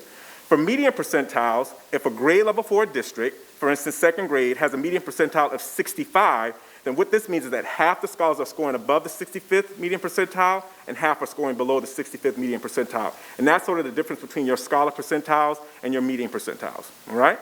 Everybody still with me? All righty, so now I want to look into some of the data, which is up on the screen, if you all want to kind of pay some attention to that screen. This is some real-time example that I'll let you all know exactly what we're talking about. So if we look at our first column, if we want to do like a, let's say, apples to oranges comparison, if you look at that first grade 2, you see that in 2019, we had scholars that were scoring at the 52nd median percentile. In 2020, it went down to 43. So again, we knew there would be some loss based on where we are currently. I think you've heard that a number of times. But that's kind of like an apples to oranges comparison. But if you look at that second grade, grade 2, and you look at grade 3, we can sort of do what we consider an apples to apples comparison. And what I mean by that is if you look at in 2019 where you had grade 2, those scholars scoring at the 52nd median percentile, you all following me? And you follow them to grade 3 in 2020, they're now scoring at what? Anybody want to take a shot at it? 55. Thank you. So that means that they did go up. We wish that that's the type of data we could see across the board for all of our grade levels, but if you continue to look at that data, you see that that's not the case if you're looking at that apples to apples comparison. And I'd also like to point out that when you're looking at that apples to apples comparison, there will be a few scholars, of course, that withdrew, that enrolled, et cetera. So, but if we want to do something close to see if a cohort of kids are losing or gaining, that's the best interpretation we can give you right here. So I'll just give you all a chance to kind of look at some of that data, and I'll kind of talk through some of it. When we look at grade 3, if we want to look at that apples to oranges, we'll see that last year the group of kiddos that were in third grade were scoring at the 64th median percentile, and this year the group of kiddos that entered third grade are scoring at the 55th median percentile. If you want to look at an apples to apples comparison, you'll see that in 2019 those kids were scoring at the 64th median percentile, and in grade 4 in 2020 they're scoring at the 55th median percentile. And that's what I meant earlier about looking at some of this data and hoping that it would have been what the grade 2 cohort did in grade 3, but that's unfortunate that we don't see that. Love that. You asking a question? No? All right. So we anticipated, based on where we were last spring, that scholars would have severe academic loss. And like I said, you've heard that a number of times. And the NWA research also did a study and predicted that in the spring we'd see some academic gains. So it supported our thoughts as well, and probably your thoughts. And anyone that kind of just thought on that whole scheme about if kids aren't in school, then they're not learning. So we currently are experiencing a wide range of students' academic achievement that is more spread out this fall than we've seen, of course, in any fall season in the past. All right, so because of this, it is important for us to work with students to determine their growth rates. And what we mean by that is that we realize that we can't do what we've typically done to accelerate the learning of scholars. So scholars are going to have to make up more ground than they have in the past, and that's some of the work that we're doing with our school principals as we talk about goals and outcomes for the future. And to be quite honest and transparent with you, we know that at a minimum, it's probably going to take us about 2 years to make up the gains that scholars have lost based on not being in school. So. All righty. So let's look at some of this math map data that we have on the board. What we can see for our math map data is that you can do the same kind of comparison that you did in apples to apples or an apples to oranges comparison. But one of the biggest things that we want to point out about this math map data is that at each grade level, our students are coming in at a lower percentiles. And this variance from 2019 to 2020 is greater in math than in reading. So if you could go back between the two slides, because you should have a copy in front of you, you'll see that we had more significant gains in math than we did in reading. So we know that we have a lot of work to do in that math area. But the good thing about math is that, don't want to say it's easier, but it's a little bit easier to make up the gains in the math department, whereas with reading, it's a little bit more difficult. Once a kid gets behind in reading, it's really difficult to catch that kid up because there are specific skills that a kid needs to read. And also, it's really difficult for someone to teach reading and teach it really well. You can go to the next slide, please. So next, we want to talk about some end-of-course exams. And that's where our high schools come into play. And we do have some middle schools that participate as well if they're taking a high school credit course at the middle school level. And as you can see from this slide, we have a comparison from 2018, 2019 to 2019, 2020. And what I want you all to realize before you kind of look deep at this data is that, of course, in 2018, 2019, we had ELCs the entire year because you can't take ELCs first semester and second semester, whereas last year we only have the data from the first semester because they did not take the ELC second semester per the state. And as you see, we had some decline, but not anything significant. Of course, if you look at the area of U.S. history and Constitution, you see it there. And you're going to see that English 2 only has one line. That's because last year was the first time that we offered the English 1 ELC to count at the state level. All right. Here we have another high school assessment, and this is high school only. That's the AP exam. And the AP exam is only given one time, and that's at the end of the school year. And again, we see that we did not do as well as we did in 2019 and 2020, but I still would like to point out that we did exceptionally well as compared to the nation and the state, both in 2019 and in 2020. Woo! So we want to make sure we give some kudos for that. And the other thing I'd like to say about the AP exam is that that assessment on last year was a lot different from what scholars have experienced in the past, and that it was all online. So despite the fact that we went down slightly, I think we have to take into consideration that the scholars were given an exam on a whole new platform, and they still kind of held their ground. So, alrighty, so now we start looking at all this data, and you say, okay, we've seen all this data, so what's next? So that kind of leads us into our 2020-2021 goals and priorities, and I kind of alluded to this a little bit earlier when I spoke about, we've been meeting with our principals, we've been talking with them about, what are our expected outcomes as it relates to accelerating that scholar learning. So when we think about PDEP, and hopefully you remember what PDEP meant, Michelle kind of covered that a little bit earlier in her presentation, we sat down with our principals this year, and that's that state evaluation instrument we use for our principals yearly. We sat down with our principals and we decided that based on our data, based on what we saw from the spring, that we wanted to have 3 goals for them. The first would be a growth goal, the second would be a proficiency goal, and the third would be an engagement goal. Now, we've never had an engagement goal in the past, but this year we decided it was critical to have one due to the fact that one of the biggest things that we're seeing is that, like Dr. Frazier alluded to earlier, scholars aren't engaged. They just aren't engaged. So with that being said, we wanted to hold schools accountable, we wanted to hold ourselves accountable, and we really wanted to focus on that engagement piece. And right now we're looking at attendance and chronic absenteeism as it relates to that. As far as the growth and proficiency, we're looking at some instruments like, for instance, with our elementary and our middle schools, we're looking at our MAP, and with our high schools, we're looking at our EOCs, and also we're looking at some assessment that teachers are making as well, okay? For the student engagement piece, hopefully this will answer your question, Dr. Frazier, that we spoke about earlier. We have a couple of things that we wanted to really put under a microscope because, again, it's a big concern of ours that we have a number of our families that aren't engaged. So we have a learning report, a system that we've developed here in CCSD where we've kind of housed all of our kids, and it's separate from Power School. We pull some really critical data pieces to include that chronic absenteeism, that attendance, how many kids are failing more than one class, just different things if they're considered homeless. And so we looked at a lot of those things. We put it into a database and we tiered our kids. So based on that, we're thinking that now we have our kids tiered. How do we provide those supports for those kiddos?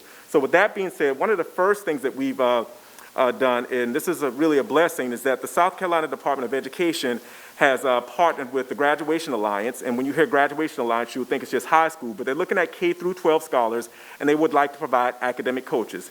Now, the only drawback to that is that you have this whole initiative for the entire state of South Carolina, so you can only get a certain amount of seats. So right now, Charleston County School District has about 2,866 seats that we've been assigned. So we're going through that learning report kind of system, and then we're pulling kids based on if you're tier 1, tier 2, tier 3, we're pulling kids to say, hey, you need some assistance. Let's see if we can set you up with SC Engage and provide you with an academic coach. Now, the whole setup for this is that they will do all of the work as far as reaching out to the families and supporting those kids and those families. So we're really, like I said, fortunate to have that as one of our go-tos to help support kids. Alrighty, so the next thing on top of that, we have our DAP support. And what they've done is kind of similar to what SC Engage is doing, and they have what we call mini teams that are kind of going out into schools, and when they go out to these schools, they're asking for those kids from that system and saying, what can we do to help you reach those kids and those families who aren't engaged? Now, I want to go back and clarify some things. With SC Engage, they're looking for kids that are online or in person. If they're not engaged, they're not engaged, and they're willing to work with those kids. For our DAP support, our mini support teams coming out of DAP, which is a department here that Carolyn spoke about earlier, that's here CCSD based, they're actually going in and only looking for online learners that are not engaged. And so part of what they're doing is they're asking parents, what are the barriers? And I guess you all can assume what the number one barrier is for a parent that is remote or kids are participating in online learning. What do you think the number one barrier would be? Maybe Wi-Fi or computer access or Would it be they have to work? That's close, but it's that they're really terrified of COVID. I mean, that's the number one barrier why their kids are not coming to school. Now, that shouldn't be why they're not engaged, but the parents are having a hard time struggling with keeping the kids engaged because they're working, et cetera, et cetera. So once they identify, you know, the barriers are all of the things that are preventing these kids from being successful, then they kind of put some things into place. One of the things that we've seen be tremendously successful, Dr. Frazier, are the pods. So we have to date, and I know this sounds like a small number, about 26 kids, and I would like to say about 24 of them are a result of that mini team going out to schools, asking parents what are the barriers, and convincing parents that we understand that you're struggling with sending your kids to school in person because you're afraid of your kids possibly contacting COVID, but this is an option. It's a smaller setting, so why don't you give it a try? So we have seen that be successful, and we kind of just started this a couple of weeks ago. And the good thing about the DAP support teams are they have schools that they work with. Once they feel like they've solidified some things in that school, then they move into another set of schools. So it's more widespread where with SC Engage, we only have that 2,866 seats, but with this process, you have a school, you solidify things in that school, then you can move on to the next school. So those are some of the things that we're working on to focus on our scholar engagement, because like we said earlier, we feel it's a critical piece. We could have all the goals in the world as it relates to where we'd like to be, but if we don't focus on those things, then we know that we're not going to see the outcomes that we expect. And DAP is the Department of Alternative Programs. Let me add that to my list. We're going to get to this sheet, I promise. I thought that Carolyn said it earlier, but I wasn't sure. All righty. So our final slide, of course, we wanted to save something good for last, even though the majority of this was good. Just some academic highlights from 2019 to 2020. I'm not going to insult your intelligence by reading through all of these, but one of the things we're really proud of, Michelle and I, we're both blessed to be a part of having the number of excellent, good, and average rated schools increase by 4, 7, and 9, respectively. We worked hard to get there, and so we're really proud of that. And all of our 14 previously unsatisfactory schools were rated higher. So that's another good thing that we're proud of. And like I said, you can see some of the other stats underneath that, just some things we want to celebrate to let you know that there's some good work going on, but we realize that we have more work to do so. So that concludes the second part of the presentation, and I think that the round robin question asking last time seemed to work very effectively. So we'll give you a moment to think, and then Ms. Waters, will start with you and go round on the next round of questions, if that's all right with you. Sure.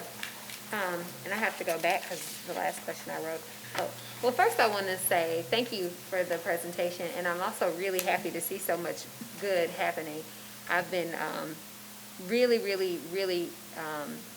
I guess, excited to see that there's so much trend in a positive direction. And I guess one of the questions that I had was how many AP courses, or how many schools have AP courses offered? How many schools, just a number? Yeah. All of our high schools offer AP courses. Okay, they do. Yeah, they do. It's just the number of AP courses that they offer. I got you. So then, could you answer that one? So, is it pretty commensurate, or is there a disparity in terms of? There are some differences, of course. There are some differences. Mm-hmm. And in North Charleston, is that kind of where a lot of the differences exist? Is it like the North Charleston schools and the West Ashley schools, or kind of where do you see the equity piece come into play stronger? Well, it's kind of hard when you say if it's North Charleston schools, because we do have some of our choice schools in North Charleston, of course, that are considered to be in North Charleston. So I think I could say with 100% certainty that without looking at some hard data, that I would probably see not as much AP offerings in some of our North Charleston schools versus maybe like a West Ashley, but that also can be related to the number of kids that are in the school as well. So, of course, the more kids you have, the more offerings you can provide across the board, be it at a high school, middle school. So we know we have some work to do in that area of equity, and that's why we talked about a lot of the mission-critical work. So we're currently working on that. Carolyn mentioned earlier the West Ashley Scholars Academy, and we're looking at that work, but not just to be focused on West Ashley, but also to look at, potentially some other schools that could benefit from that, where maybe they stay in their schools, they kind of do some distance learning things, but they also have that opportunity once the time does arrive to take some classes at CFC to, help them get on the path to go to college as well. So we're working on a number of things like that to kind of break down those barriers that you're referring to have more offerings at the high school level as far as AP and other things are concerned. Thank you. Okay. I will start with this question. I saw for the 4K that you had a higher percentage of Hispanic and English language learners scoring in Tier 2 and Tier 3. What are we doing to equip teachers to assist those students? Right, so I mentioned at the onset of this segment that we expect our students to enter 4K with certain deficits because that's what the program is designed to do.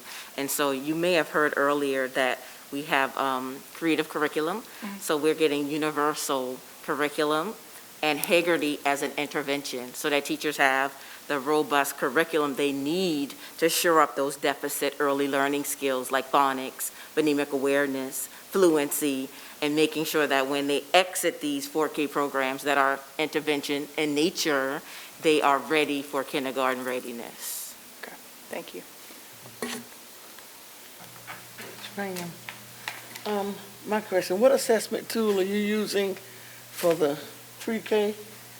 My 8Ds. Okay. And my next question is, and I've given the map and the end of course exams. And what I found out is that we give those exams, but then when the results come back, we have not implemented a training program so that teachers can identify how to evaluate the results. Are you providing training in that area? Constantly. And I was going to add, one of the things that we've done, Dr. Frazier and other board members, is that we've changed the setup of our lead meetings. And that's where our principals come in monthly to meet with us. We've had to struggle with it a little bit this year, but of course, because it hasn't been in person, but we started inviting our coaches. So our coaches can come, receive that information, take it back to schools, and turnkey with teachers. That's been a critical piece that's been missing, is that we give all this information to our principals, and they're great instructional leaders, but you also need that person that has their feet on the ground in your buildings and are working with teachers every day to be privy to that information as well. So that's one of the things we've done differently, is invite our coaches to those lead meetings as well, so they can then take that stuff back and help the principal with turnkeying it in the building. So that's been successful for us. Thank you. Yes, ma'am. Okay. And now, I am so interested in the pods. Okay. Tell me, how are we identifying those community organizations or places where we have established pods to work with our students? Okay. And how is that working? Okay, and I believe in being a team, so if I have to look like Dawn, I'm going to do it. So Dawn's done a lot of work with the pods. So from my understanding, Dr. Frazier, we really didn't anticipate, we didn't know how many pods we would need initially. So of course it was a concept that came about because, again, we were concerned about kids just not being in person, but also not engaging in any online instruction.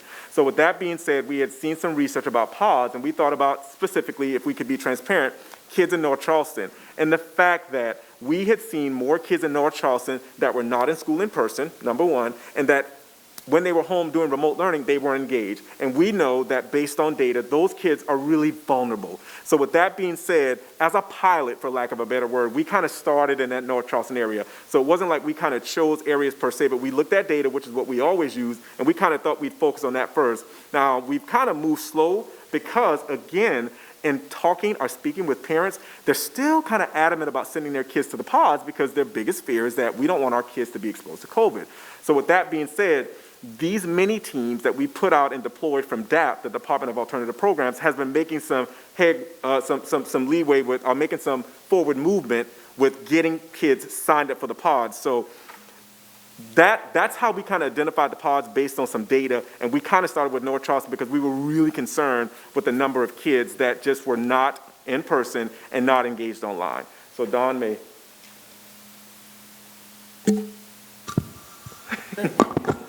So thank you, Joe. And so when we began the pod process, we sort of like jumped in without a lot of detailed plans laid out. And so we had some missteps in terms of the number of students we were able to identify, and we didn't understand why that was. So we stepped back, the Department of Alternative Programs, the MTSS teams in schools, they developed a process that process was completed. We completed the development of that process right before the Thanksgiving break. And so that process included being able to send we have 4 teams that we send out into the communities, and we get a list of schools list of students' names that are struggling from the school principals and from their school principals, from those teams, from the schools. And then we send those teams out to meet with the parents. And so we've only gone out so far to 5 schools. That's Chicora, North Charleston Elementary School, Military Magnet, North Charleston High School, and Morningside. And we have not completed any of those schools yet. We will complete Chicora and North Charleston Elementary School this week. The list at Morningside and some of those schools were longer. We'll get those completed by the end of next week. And then we have a list of another 9 schools in North Charleston, and that we'll start prioritizing going out to meet with those parents. And the intent is to find out what the needs are. And so whether the child wants to come into school in the remote, in the pods, or stay home remotely, we're determining what the parents' needs are, and then we're trying to figure out how to meet those needs. So Joe had said that the highest percentage was like fear of COVID. It's 47% that have that fear of parents that we reached. There's another 38% that says that they have technology problems. There's 27 or 28% that say they have problems with the food. 28% aren't able to keep up with the supplies, the school supplies that are needed. So we're identifying what those needs are, and then we will try and figure out how to meet those needs. So as of this morning, I think we've identified out of those 5 schools that we have not completed that process yet, 28 students that would be in these 4 pods that we've set up in North Charleston. And so my assumption at this point, and there's a meeting that we have on this at 4 o'clock this afternoon, but my assumption on this at this point is that as we complete that process with all of the schools, then that number of 28 will increase, and then we'll see where we go from there. Now, you're talking about wraparound services. Well, so initially with the pods is to really get the children more direct education support within an in-person environment. But as we identify what some of the other concerns are, then that's when we begin to think about what some of those wraparound type services we might be able to work through. And a part of the process, Dr. Frazier, is that it does start out as kind of like a wraparound services approach. But what we've seen is that a lot of parents are willing to send their kids to pods versus when we kind of just put it out in the universe, when the principals kind of reached out to the kids based on our families, based on data, saying, would you like to be in pods? And we weren't getting a number of responses back saying yes. But this whole approach about going out as a team and asking parents, what are the barriers, have helped parents understand that the pods could probably be effective, number one, and make them feel comfortable about sending their kids out. So while that approach Don is referring to is more of a wraparound approach, it has gotten more kids into our pods that we established in North Charleston. Right. So I'm talking about, I guess, a facility called a pod. I mean, connecting with community centers or homes. How have you identified those areas? As far as the facilities that we use for the pods? Okay. Yes. Well, so we have staff that have relationships with various community members. We've reached out to those some of those entities. So we've reached out to a number of churches, a number of community centers. We have a pod set up, agreements. We have agreements with 4 community partners. The Azalea Church of Christ on Azalea Street in North Charleston, the North Charleston United Methodist Church near Park Circle, Charity Missionary Baptist Church, and on Montague, and Beyond Our Walls. BOW, Bow, or Beyond Our Walls in North Charleston, all these in North Charleston. And in addition to that, we have 2 trailers that were unused at Goodwin Elementary School, so we're using that. We have students in that in a pod environment. I'll get back with you on that one. I think we skipped Dr. French, so coming back to you, Dr. French, on the questions. Oh, I haven't had a question this round. Okay. Okay, yeah, is that all right? Yes, I meant when we went around, we missed you a little bit ago. Oh, that's okay. You're just saying you don't have any questions? I do have a couple questions. So a follow-up on the pods is, I'm curious why you're not looking at North Charleston community centers, because they're in every neighborhood in North Charleston, and a lot of them already have after-school programs, and so they have some setups that might work really well. And I would encourage you to look at that option if you have any trouble. I know a couple people that work with the mayor that might be able to help. Thanks, and I should probably just interject here, unless Mr. Burrow wants to, that one, we don't want to talk a lot publicly about where the pods are located for security reasons, period. And two, chances are if we're educating children for a period of time inside a facility, the Office of School Facilities that governs the safety standards for facilities in South Carolina would want to get involved, would feel they ethically should be involved to make sure that the safety standards are met. And that's why we're somewhat reticent about discussing the facility placements, because there's a lot more involved than simply figuring out a volunteer relationship. So we shouldn't continue a discussion about the specific locations of facilities. Okay, well, I think that is public information that it's already been disseminated, so it's a little confusing and. Some of it has, but we do need to be careful. I'm just saying, if there's nothing that can't be shared with the board, and we'd be happy to go into executive session and do that. But I'm just repeating to you the cautions that have been given to me. Okay, in that case, I think it'd be good to really well define what the pods are so that you're clear that they aren't schools. That might be a really good approach. But I did want to ask if there's, I guess, and it is sort of related, I guess, because I was thinking about, well, what about nursing services if someone is sick?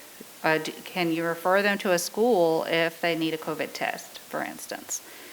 In that situation, if the family, if someone is at the pod, they get sick, and there's concern on the behalf of the parent, and they want a COVID test, would they be allowed to go to their neighborhood zone school to get one of our tests through the program that we're using? Well, that's probably a question for Ellen Nitz. But what we don't want to do is use our neighborhood schools as a place for people who are exhibiting symptoms to come and get tested. That is a good point. So that's probably a question we should refer to Ms. Nitz. Mr. Burrow? Yeah, I can go ahead and answer that. So the students in the pods would still be assigned to their local school, and we've arranged through the nurses that the nurses would come out of the school to take a sample for the child. And so the child would not go into the school. And we've already had that circumstance where kids in the school have said, or parents have said, we're going to bring our kid to school, but kids got kind of symptoms already. They've provided opportunities to do the sampling outside and allow that to continue. So we would be able to do that. That's great. The other question I had was about the SC Engage and the Graduate Alliance. I'm really confused why we are using an out-of-state organization to contact our families when our kids aren't engaged. Why aren't we using local staff to do that? And I've actually gotten a little bit of feedback on this from a family that has been contacted, and it sounds like they have no idea about anything going on with the student. And so if a staff person from the school contacts me about my child, they know a lot more about what's going on and might be able to help me tease out what the problem is. So first and foremost, schools will still be, Dr. French, contacting families that have been difficult to reach, kids that have been had some difficulty engaging. And I want to point out that this is the State Department kind of partnered with the Graduation Alliance to form SC Engage. Of course, any support we can get for our families, we want to make sure we take part in it. A part of that process was that we had to kind of put down some point of contacts at the district level. So just in case there's a barrier that the Graduation Alliance ran into, that they could reach back out to us to get some support with. And a part of that was that we put down our FACE department, our family engagement department that works under communications, and they will be the first line of defense when they do call in the Graduation Alliance to say, hey, we just called Dr. French's home. The parent feels kind of hesitant about speaking to us. Can you reach out to them and let them know what we're all about? So we've kind of anticipated some of those things happening, but our schools are still reaching out, and we do have the many teams coming out of that that are district-based. So we're just trying to do everything that we can to support our families, because at some point we have to be transparent and realize that we have so many kids that are engaged one day, the next day they're not engaged, they may not be engaged totally, that it may be a bit overwhelming. So any bit of support we can get to support these families and these kids, we're just trying to take advantage of it, ma'am. So. Okay, and I guess the follow-up is that some parents may be concerned that the district or the state is giving their personal information out to an outside company. How is that covered under FERPA? Well, when you say information, we're not giving them any information. We just submitted names to them of kids that would possibly need that academic support. And so you're giving them names of the kids and contact information? Dr. French, that contract, that arrangement is made through the state, and the services provided to districts free of charge. If you want those kinds of questions answered, we could ask Ms. Ham to contact the State Department's attorney, but I'm certain that they went through a process to make sure that those matters are covered. We don't know the details. When the state provides a program to us, we know they've already checked off all of those things. So I don't think we have the answers to the questions you're asking about the Engage program. Let's see, I think we're over to Ms. Waters. I do have one more question. The social and emotional learning, the program that you're offering for teachers and students, what exactly does that look like? What are the programs they have access to, or are there district personnel that's working with them? Primarily Second Step. Second Step is the program we embraced maybe 2-3 years ago. It was a roll-up process where we started with a pilot and then gradually phased it into more and more schools.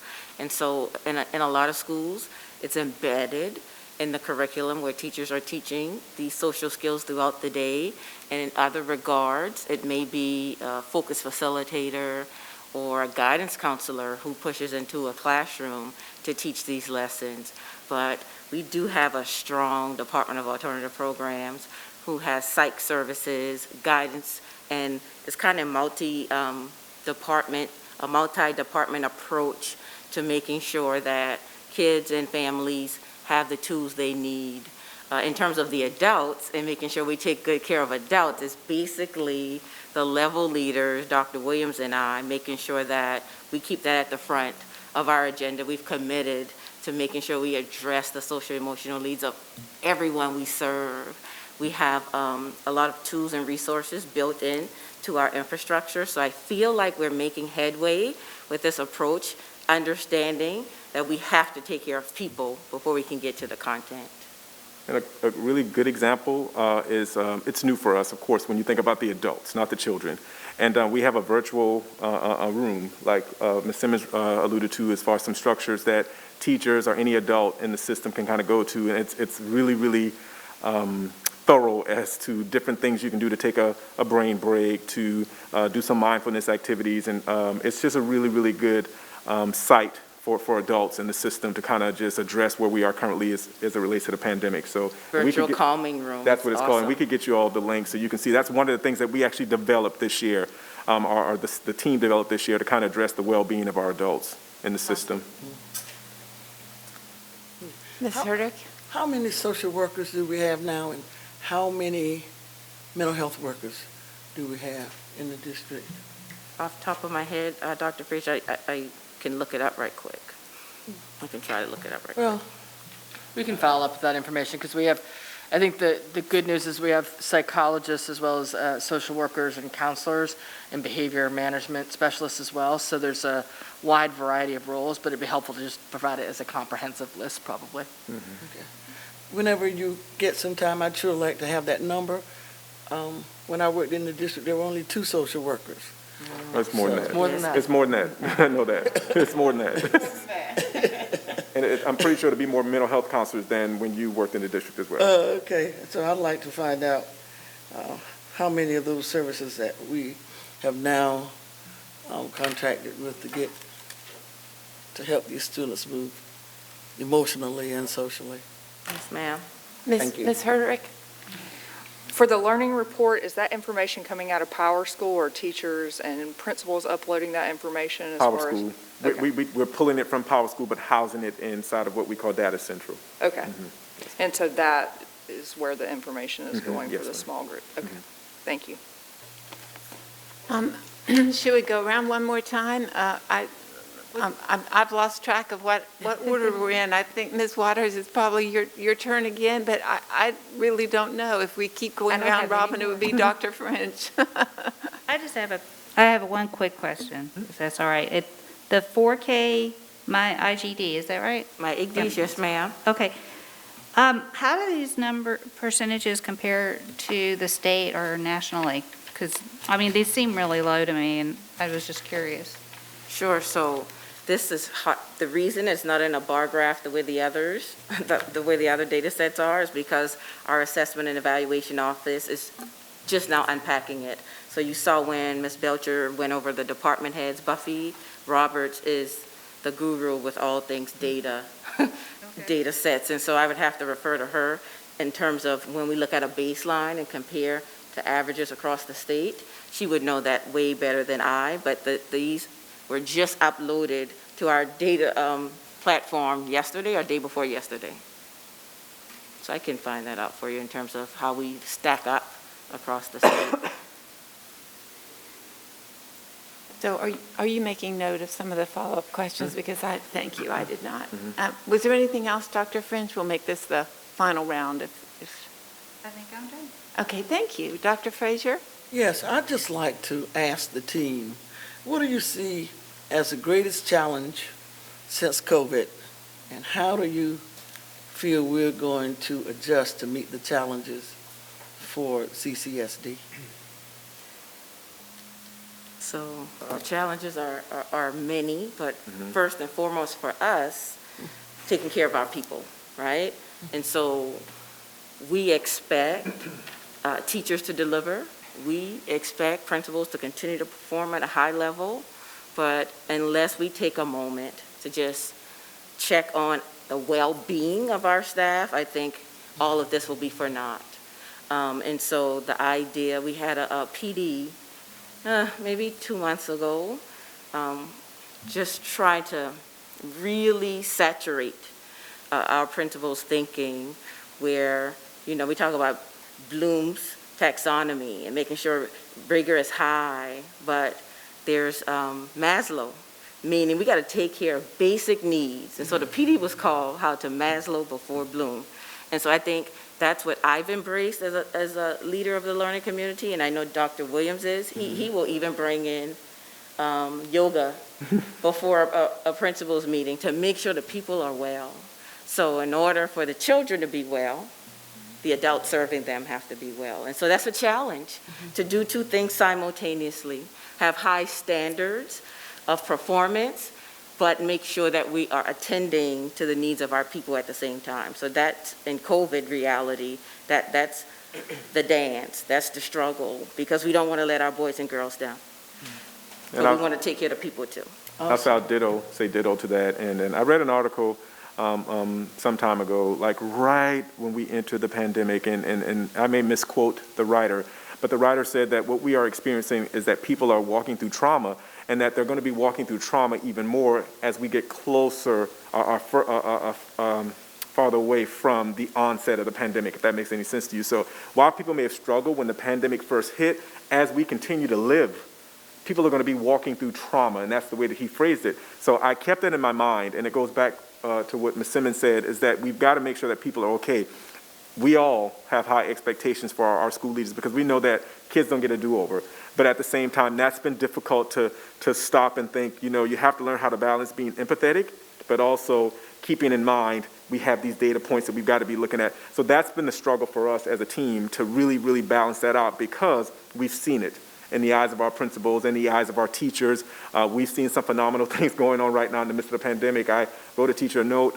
We went into her classroom and she was doing some online instruction. And I said, I've never seen it done like this, and I probably couldn't have done this when I was even back in my young days.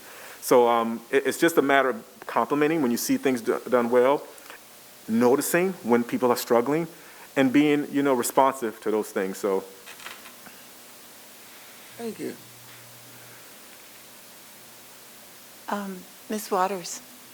This question may not actually be, I don't really know who would answer this question, but it was mentioned during the presentation, well, actually in your response to me around low enrollment in some of the schools.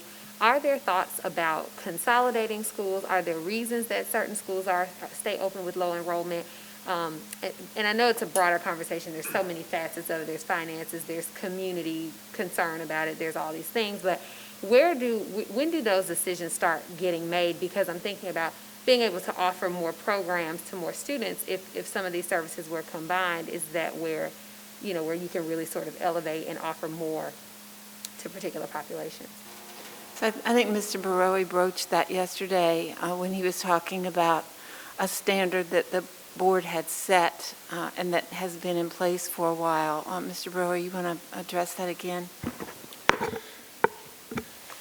There's no easy answer for that as far as, one sentence. But as I mentioned yesterday, the board, since I've been here, had taken the approach that there was a certain size level of school that would provide benefit. And last year, Dr. Williams and Michelle Simmons, they and their staffs took a hard look at what could be offered at larger schools. And they looked at that from a elementary perspective and a middle school perspective, and that was presented to the board. That's certainly something that we could bring up and provide documents to show what is being offered. Now, as part of that, they also looked at providing equity at schools of the same size. So part of that analysis showed that there were schools that had the same number of kids that might not have had the same types of offerings, and there was a hard effort last year to try to make that equivalent. But there is a significant level of economies of scale with the larger schools, not only from what can be offered, but from a cost perspective of operation. And when you save the money on operations, that is the same money that's used to pay for teachers and more services. So if you look at a district like Greenville, which has a lot more kids than we have, they have the same number of schools that we have. If you look at, I'll compare Mount Pleasant to North Charleston. Mount Pleasant and North Charleston almost have the same number of kids, 14,000, 15,000, it's pretty close. North Charleston had twice as many schools. And so when somebody says, why haven't you recapitalized all the schools in North Charleston? There are more schools. And so there are more schools that haven't been rebuilt in that city because of the number of schools that were there supporting the number of kids. So last board, they made a number of critical decisions that move us in that direction. The first of which I mentioned yesterday, which was Lamb's Elementary School and on that Dorchester corridor. That would provide us that opportunity to recapitalize 3 schools, offer more services. And so that is one example. As far as other smaller schools, other rural schools on the outlying areas of the district, there have been attempts to consolidate, but the board at the time working with the community realized there were some challenges to have kids travel greater distance, lose a community school in an area where there aren't any other schools. All those challenges worked in the direction of not making the decision to change. We've looked at a number of opportunities downtown for consolidation efforts. We have elementary school capacity downtown.